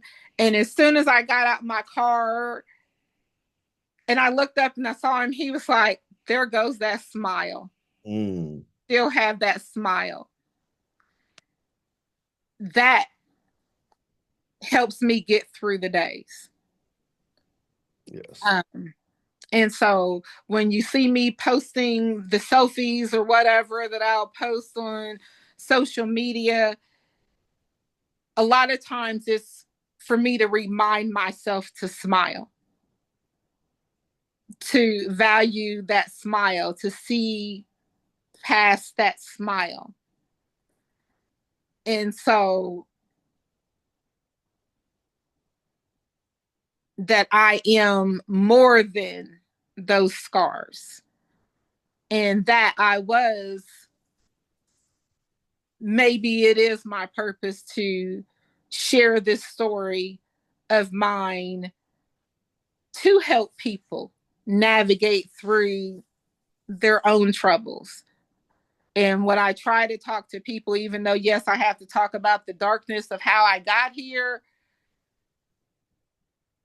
I also can remind people on how to navigate past the trauma or through the trauma, because we're not always dealt the cards that we thought we were supposed to get in life or deserved in life. So, how are you going to handle it? And I just, most of the time, choose to handle mine with a smile and also sitting in a stand somewhere watching a sporting event. Of course. It's getting darker because of Yeah, the it is. going down. Can you get to a little bit more light before Yeah, as we wrap up? I think it's pretty much my backyard. I'm in my room, and my backyard is filled with trees. So there's not a lot of light Okay. in there that comes through. Is this better? Much better. Much better. Much better. Got it. So, yes. So that is where I am in navigating with the therapy, feeling more comfortable in explaining to people that, you know, and being okay with today's not a good day. You know, I need that hug. I need that inspiration today. Um, because it is hard. I have a visitor that's coming up to, Mm. I interrupted her nap. Well, Uh, that's okay. She took your food. yeah, well, no, this is the kitten. Oh, okay. Okay. I interrupted her nap when I came here in the living room. She had Oh, a little corner behind in the living room, takes her nap. But that was just it. It was, I still have a little anxiety, and it's just a matter of me navigating. And that's what therapy has helped me to help navigate through the anxiety. And, you know, that fear of the unknown, um, that, that I, that worthiness that I do deserve the best things. You know, I do deserve to be thoroughly loved. I do deserve to be happy, um, despite what others might think. Um, and so with that, I smile through it. I get up and remind myself, you're still breathing. That was one thing about, I said I value life a lot differently mhm. than others. I see life and death differently than a lot of people. So I just, it's a day to day thing now. That was the one thing. I realized I had been on autopilot for the past 18 years Mhm. just because I'm Superwoman. I'm supposed to, I'm not allowed to be fearful or be sad or anything. I should just be grateful I'm alive and that it's okay for me to have these, some bad days or some emotional days or, whatever that may be, or however that may come. I'll usually just tell them, look, I need, I need some space or, um, let's talk about it. I'm like, can I talk to you about this? So, those friends that were, um, I still have friends who, when I had one friend, I actually had to have a conversation with her when I talk about, how down and dark everything got for me last summer. And essentially, anytime I was having a bad, oh, we're not going to think about that. No, we need to think about that. I'm like, I'm not going to allow people to be dismissive of my feelings Mhm. anymore to save your own or because it makes you uncomfortable. Because honestly, I spent my entire relationship and marriage in the shadows of everyone else's, especially his feelings, insecurities, everything else like that, where I lost my own. And I'm just not going to do that, anymore. Um, I just can't, I can't, I can't do that because I feel like I will spiral back down to another dark space. And I'm still trying to find other things to kind of what makes me happy, Mhm. um, and navigate. I'm still trying to dig myself out of the hole that I made for myself last summer or last year, essentially, is pretty much for 6 months, and that I was in that place. So still trying to navigate that and still trying to find that purpose, which I still don't think I've quite found. Everyone talks about a book, but the way my brain works, I don't always feel like I don't have an ending yet, Mm, mm. that I'm still working on that ending. Um, because I think I need to go through this cycle. Like I said, I was able to just kind of set and forget while he was in prison. Now you got to deal with it. Some stuff you pushed Yeah, away. so it was easy for me to forgive because I didn't have to think about him. And um, now, What does forgiveness look like for you anyway in this situation? I mean, because that's a word that I've struggled with in terms of a true definition, because you're given kind of one thing in church, but yeah. you know what Well, I'm saying? It's the not one, really, it's not really, it could really be some, that could be a word that could really be dissected to me, in my opinion, for many, many layers. I have one friend, she's always, what are you just trying to get extra jewels in your crown? I promise you, you have enough, that type of thing when it comes to, when I would say I have forgiven him. But there was actually a Tyler Perry movie that I had to watch and repeat that my family just got to the point that I wasn't allowed to watch anymore. And that was Diary of a Mad Black Woman. And there was a scene in there where Cicely Tyson was talking to the woman who was in the abusive relationship about her forgiving. And she's like, the forgiveness is not about them, the forgiveness is for you. And this is the one part where I know I had forgiven, was because I wasn't holding on to the hurt of what was done to me, Hmm. because I wholeheartedly believe that I wouldn't have been able to care for and love my children holding on to that hate, Hmm.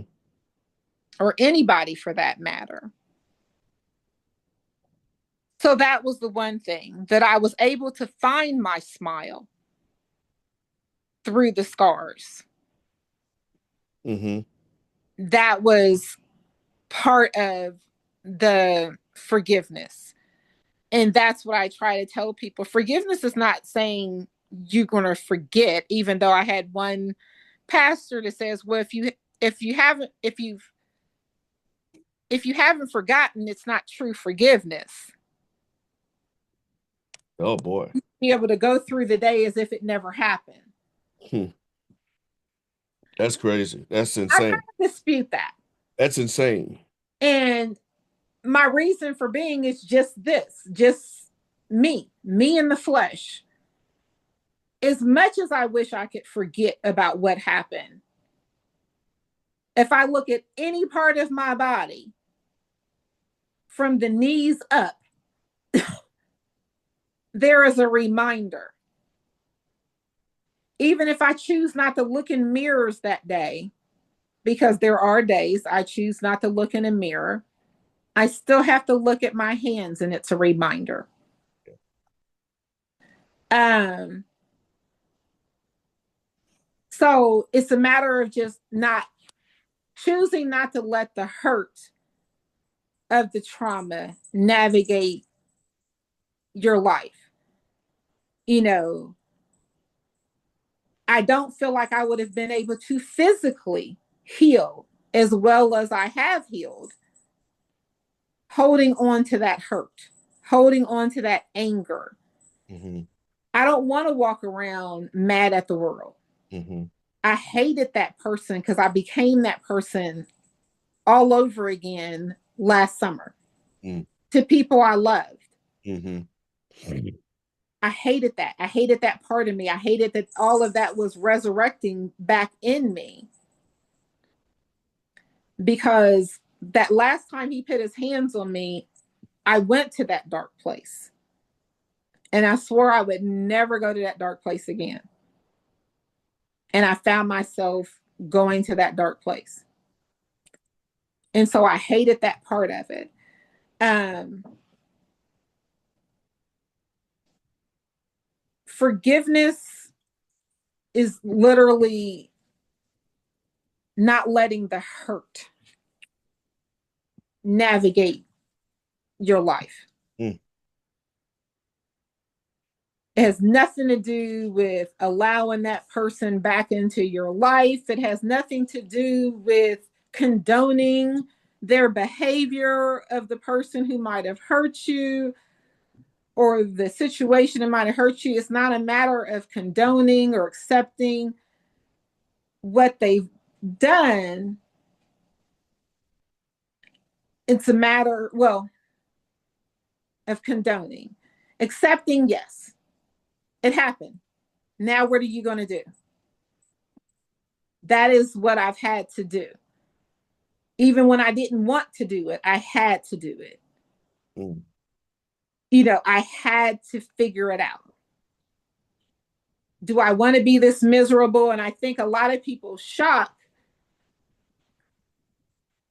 in it is that, like you talked about, you know, they think about how they might have handled it or whether or not they could have handled it. Mm-hmm.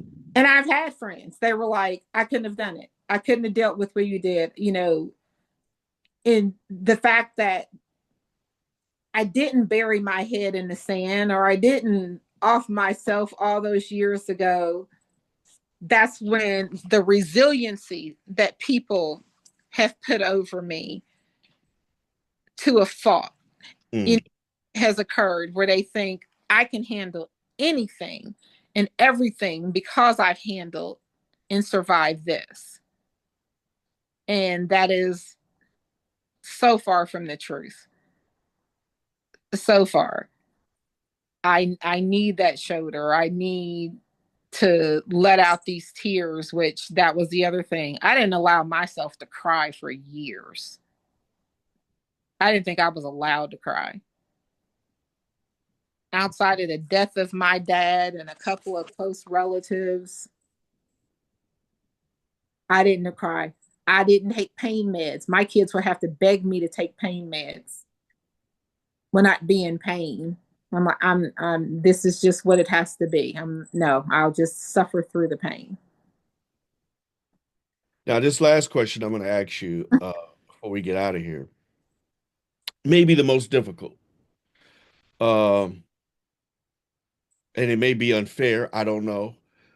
So you just have to tell me. You know, we talked about the tools of the abuser. You know, a little bit earlier. You know, we talked about control, the isolationism, the gaslighting. You know, the deflecting. You know, the dismissiveness of their own accountability. And sometimes how when they know they done messed up, they know exactly what to say. You know what I mean? Like they pay enough attention to you to know exactly what to say to you to get you, you know, to back in there a little bit. You Mm-hmm. know, we know that sometimes, uh, you know, abusers they'll speak about a person's value, you know, and worth and dog them out, try to get them to doubt that. It could be financial leverage. You know, it could be a spiritual leverage, especially in a marriage, because they'd be like, well, the Lord don't like divorce and blah blah blah, physical and mental things.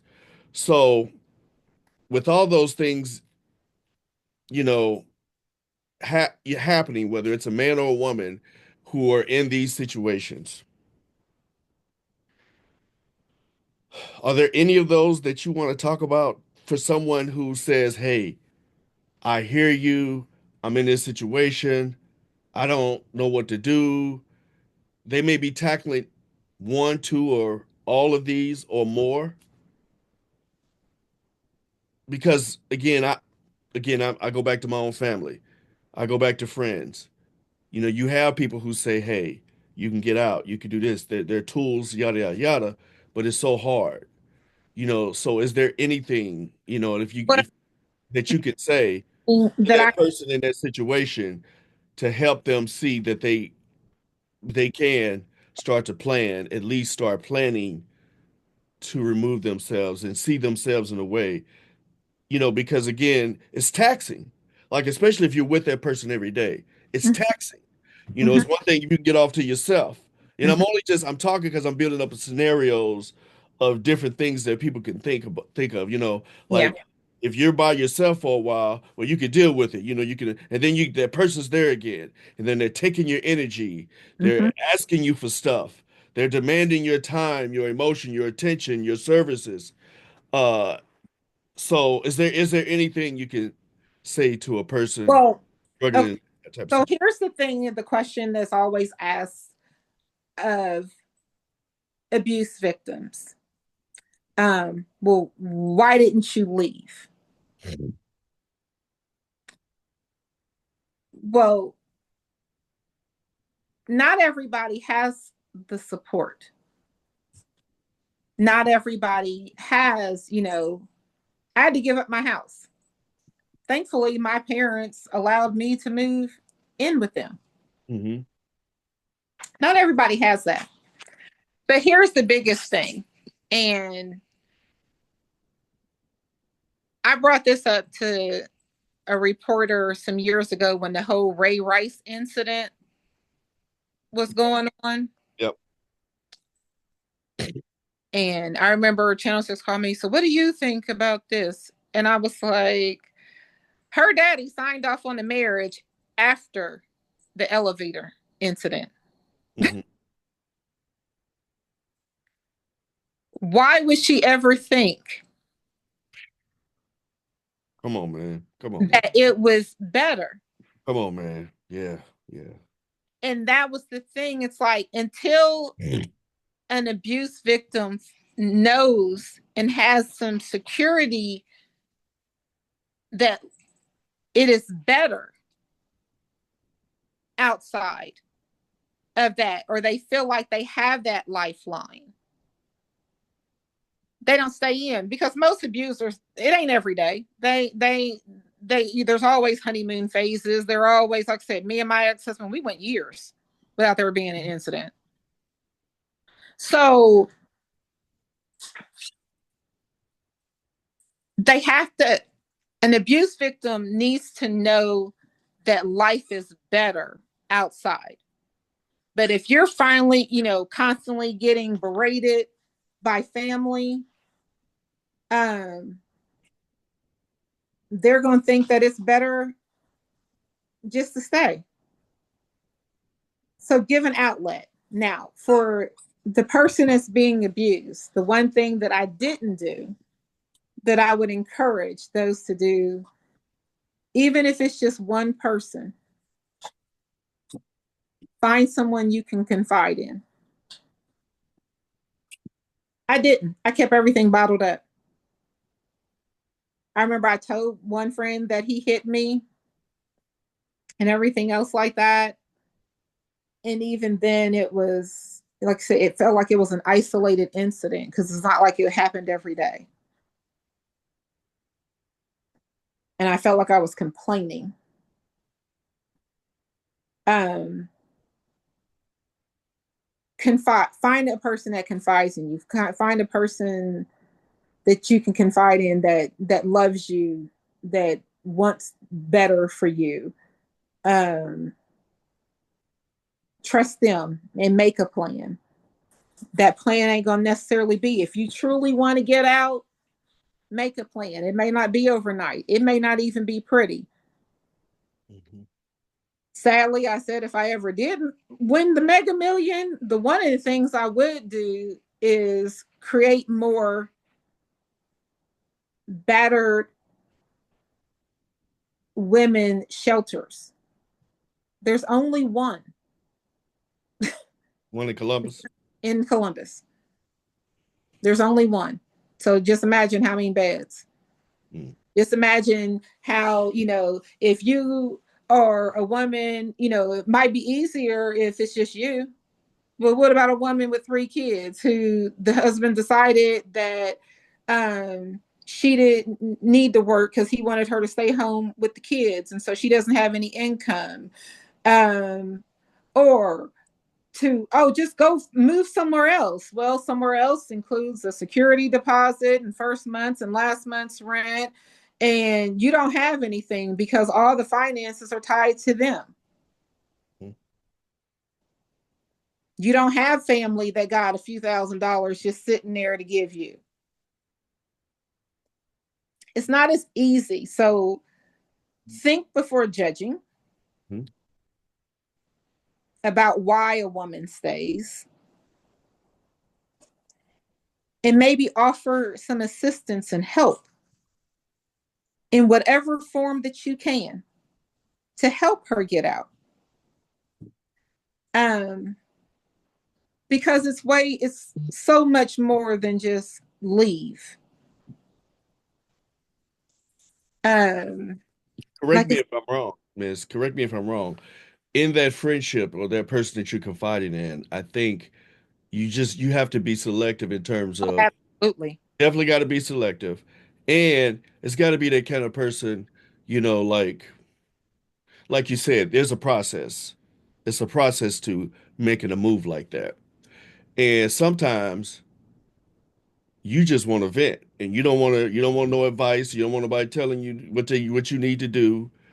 You just want to be heard. Yeah. You know what I'm saying? And there is so like with my set of friends, my inner circle, you know, I let them know, hey, I just need to talk, get this off my chest. I'm feeling some type of way, yada yada yada. Or I may be talking to my sister or whatever. We're tight like that. And then other times I'll be like, so what you think about this? What do you Mm-hmm. can you offer some counsel or advice on this type of thing? What do you think? I think you have to be clear. You know, Well, you have to be clear and let well, the people thing know about what it, you need and that was the one as much as you can. I've learned in the past just year. Because see, I wasn't a person to complain. I wasn't a person, you know, I usually just vented, Hmm. or what they thought, that's, oh, she's just venting. But when I like was literally reaching out for help last year, never got it in return. It was like, oh, she's just venting. I never got offers of, well, what do you need me to do? Hmm. Or how can I help? Or anything like that. I just, everybody, because I've always handled everything. I've always been the strong one. She doesn't need help. She's the one who helps everybody else. Um, Even when you're not sure of what that person, be clear. If a person starts to come to you and, hey, I got this going on and this going on and this going on, just be clear and let them answer that for you. Yeah, Do I you had, just I had need a to talk? conversation. Yeah, I had a conversation with a friend of mine the other day, and I asked him after he was done talking. I said, "Now, is this a case where you want me to add input, or do you want me to Mm-hmm. just listen?" And I Yeah, was like, and I said that without any judgment, you know what I'm saying? It yeah, was literally, I'm here for you. What do you need from me? right. So I think it's important for people to be savvy enough, obviously to say what their need is if they can. If they But can. but sometimes it's really hard to get your thoughts and your words and your heart together and then express that to another person using words and language, and then there's filters that come Well, in and you know what I mean? So it's a lot going on. So, it takes work to communicate. So if you're savvy enough, ask the person, hey, what do you need from me? If they're not able to say thus and For such. some people, it's hard. Pride Yeah. is a rough Not thing. only not only that though, shame. Shame. Shame. It's a For killer.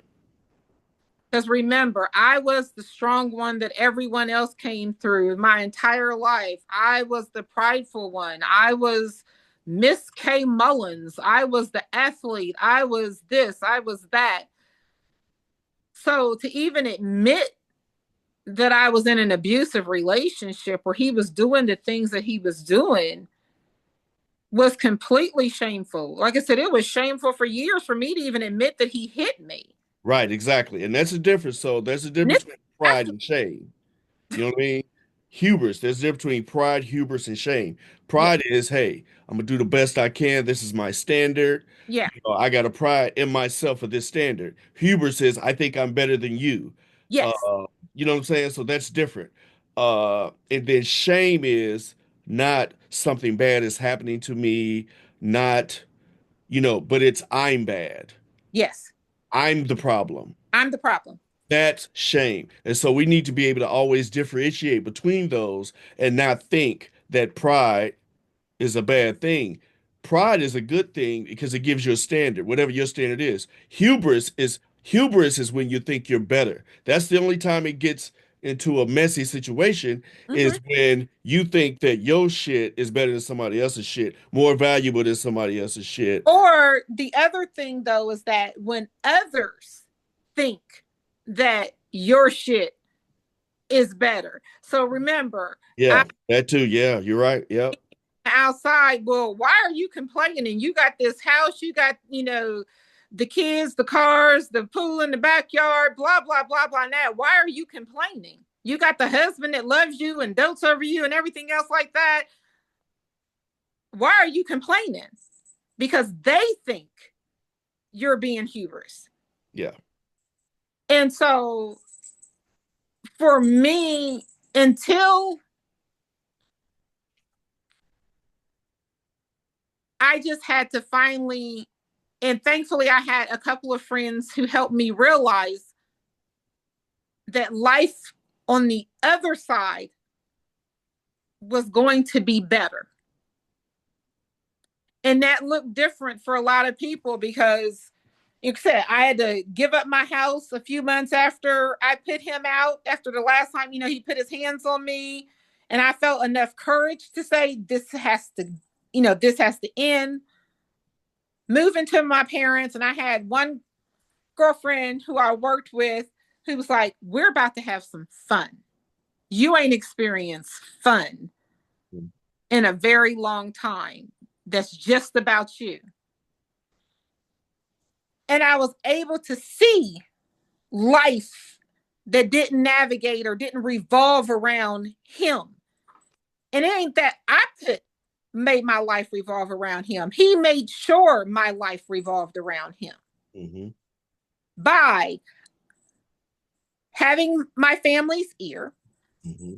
by not allowing me to do anything that was just for me. He incorporated himself into every part of my life.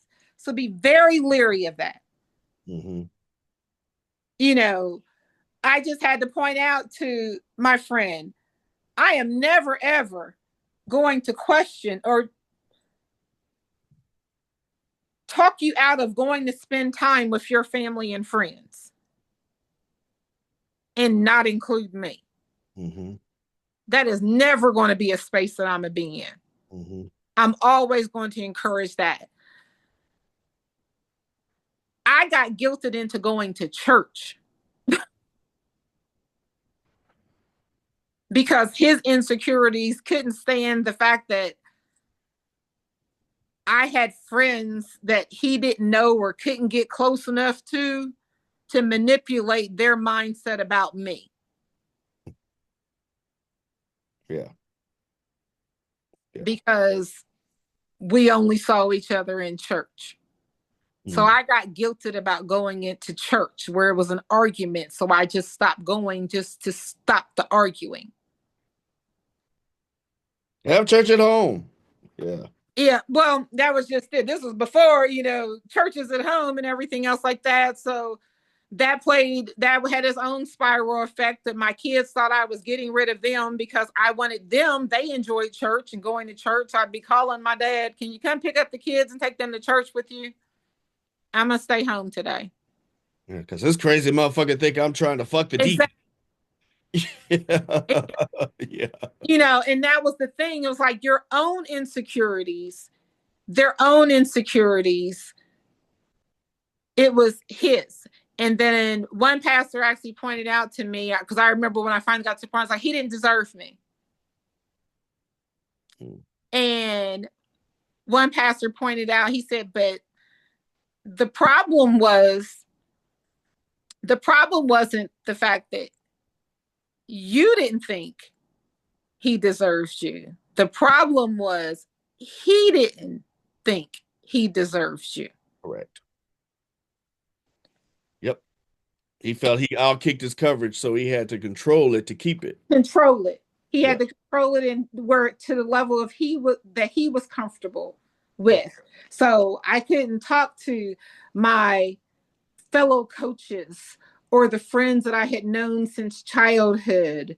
I couldn't work out with a trainer who happened to be nice looking, even though there was never anything remotely going on between us. And I'm just trying to get off the baby weight that, Right. because I didn't recognize myself. Me wanting to lose weight ain't about you. It's about Right. me trying to get back to be feeling like me. Right.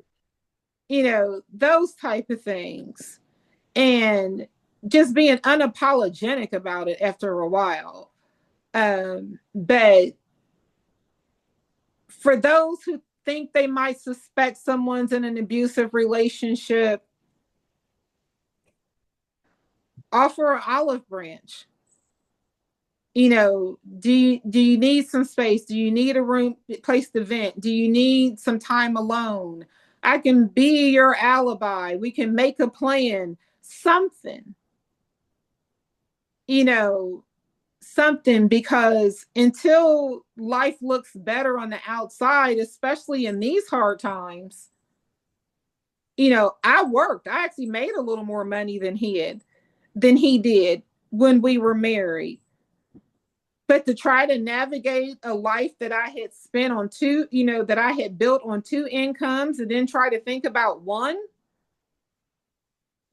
that was hard. Yeah. Yeah.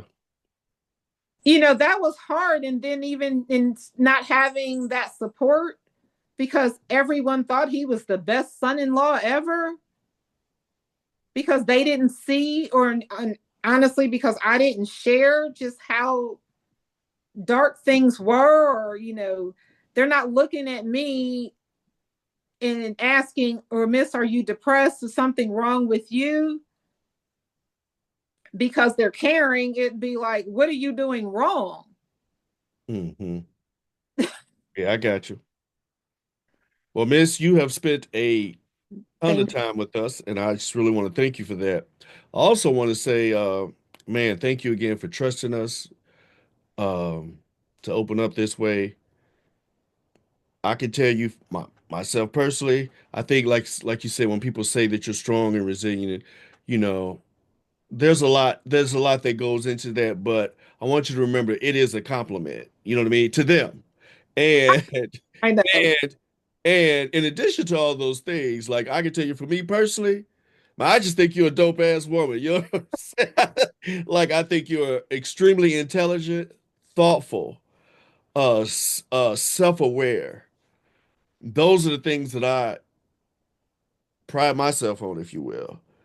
Uh, Well, thank you. and so so to that I can relate to you. I've learned so much. Learned so much. And so I want to thank you for that. The second thing I want to say is to all the viewers, who've managed to stick with us through all this time. The things I want you to remember are the things that I having to remember myself. Again, this is not us preaching to you or anything like that. We're just having a conversation. Uh, and that is the journey. What Miss has been talking about, you know, 18 years ago, man, it's a journey. And she talked about her good days, her bad days. She talked about how sometimes I look at these things and I'm beautiful. Sometimes I look at these things and I don't want to see them at all. Like, that's okay. It doesn't mean if you're a Christian, it doesn't mean that you ain't got faith in God. It don't mean you're not thankful. Again, these things can exist in the same space at the same time. Uh, and there are times when you may feel like, man, I don't know how I'm gonna make it to the next day. I want you to know that that's okay, that that's not abnormal. It's actually normal, depending on your past, your traumas, and that sort of thing. But if you could just make it to the next moment or just stay in the moment, find that person to talk to. It doesn't mean that if you talk to that person, you're going to be like 100%, but you might get 10% of what you need. You might get eight. And that eight might just be enough to get you over until Hmm. the next time. Absolutely. This is all a process. It's a journey. In media spaces, we thinking, like we love sports. Me and Miss, we love sports. A lot of you guys love sports. Some don't care. But sports are measured on wins and losses. So it's like at the end of the game, what was the score? And that's cool for sports, but in life, it's not that way. You don't keep score in life. There's not a winner or a loser, because you're not competing against anyone. The competition is all in here. It's all on the inside to maximize your own gifts, your abilities, your talent, your output, uh, your potential as a person.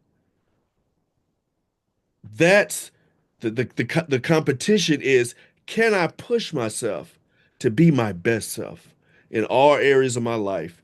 And can I take all these experiences and things that come at me, not only the things that come at me, but my own mistakes, my own boneheaded decisions? Can I do, and as well as those things that happen to us, can I do all those things, roll them up, sort them out, be curious about them, and make it to the next day, and then thus help somebody else who's going through some of the same things, because there's nothing new under the sun. There's nothing new under the sun. So I'm hoping, if of all the other lessons that we talked about, I think Miss is an example that a person that, hey, I admit sometimes shit is fucked up. Sometimes, you know what? Fuck this bullshit. That's how it is. But it doesn't mean, well, I can't feel that way. You don't need not feel guilt and shame for having a shitty day, a shitty week, a shitty month. But, and on the flip side, if you're honest with yourself, if you allow yourself to be vulnerable, your own spirit will tell you, okay, now it's time to do something else. Now it's time to reach out and talk to somebody. Okay, you did that. Okay, now it's just time to sit in it. You may can't watch TV today. Maybe just listen to some music. Maybe that'll change things up for your spirit and your mind. Listen, because sometimes our day-to-day habits will get us locked down. You know, you got to coach yourself up. You got to be your number one cheerleader sometimes. You got to I'm learning to do that. I'm learning to look in the mirror and say I'm enough. I'm good enough. If I don't accomplish another thing, you know, I'm good enough. I don't have to compare myself to other people. It ain't about the Joneses or the Jacksons or the Hamiltons. It's only about me. And if I navigate this thing, if I deal with me right, then everything else is going to come into place. But it's not a destination. It's a journey. And I believe until we die, we're going to be on this journey. And I think the issue is that Mamba mentality that Kobe Bryant talked about, was the journey, the practices, when nobody else was looking. I can tell you, when I play basketball, the thing that I missed the most when I stopped, it was the guys. It wasn't the wins and losses. I remember them and I can talk about them. You know, I remember how I felt whether we won or lost. But you know what I missed? I missed the guys. I missed the relationships. I miss being with the people. Hmm. So that's a continual thing forever. So when I see some of my friends I hoop with, they know what it is. We just hoop together, but we know what it is. You know what I mean? It was a relationship. So that's the most important thing. You are the most important thing, not your accomplishments. You. So I say all of that because I just want to put this in a bow, and I want us to get as much as we can get out of Mrs. story and how again that relates to our own story as Americans, as Black people, as people with a tradition of secrets in our families, that we don't talk about certain things. We don't want to do therapy. I don't want nobody outside this house to know what I'm going through and all the other stuff that kills us. Mhm. Number one killer is shame. So I would ask you to do everything that you can in your life to, as much as possible, eliminate shame. Work to eliminate shame. And if you could do that, the tools are out here for us. They're out here for us. So, Miss, is there anything you want to say before we close it up? And again, I want to really thank you for your time, your openness, your vulnerability. Uh, I really believe some people will be helped, and I'm certainly enlightened. So I thank you personally for spending all this time with me. Well, thank you for having me and thank you for allowing me to share my story. And the one thing that I have had to really hone on to over this past year was that sometimes it's okay not to be okay. Yes, yes, absolutely. And just try not to dwell on it. You know, have your moment, reach out to whoever you need to reach out to, find your safe space, those type of things, and try to push forward. You know, find what is going to motivate you to bring that smile back. And, you know, for most of my adult life, I've been a mom. And so my children have always been that motivation for me to find that smile. And I had to start finding that smile with me.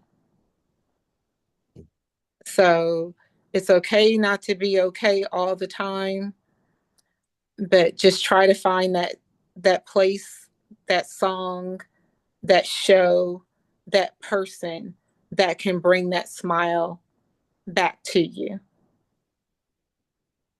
I think that's a. I couldn't have said it better. Couldn't have said it better. So, yo, thank you for joining us on this very special edition. This second part of the For Real Though show. Thank you, Miss, for being with us. You guys subscribe, like, share. Uh, and then take this information and do something with it for yourself and for others. All right. Y'all stay safe. Peace out. Peace out.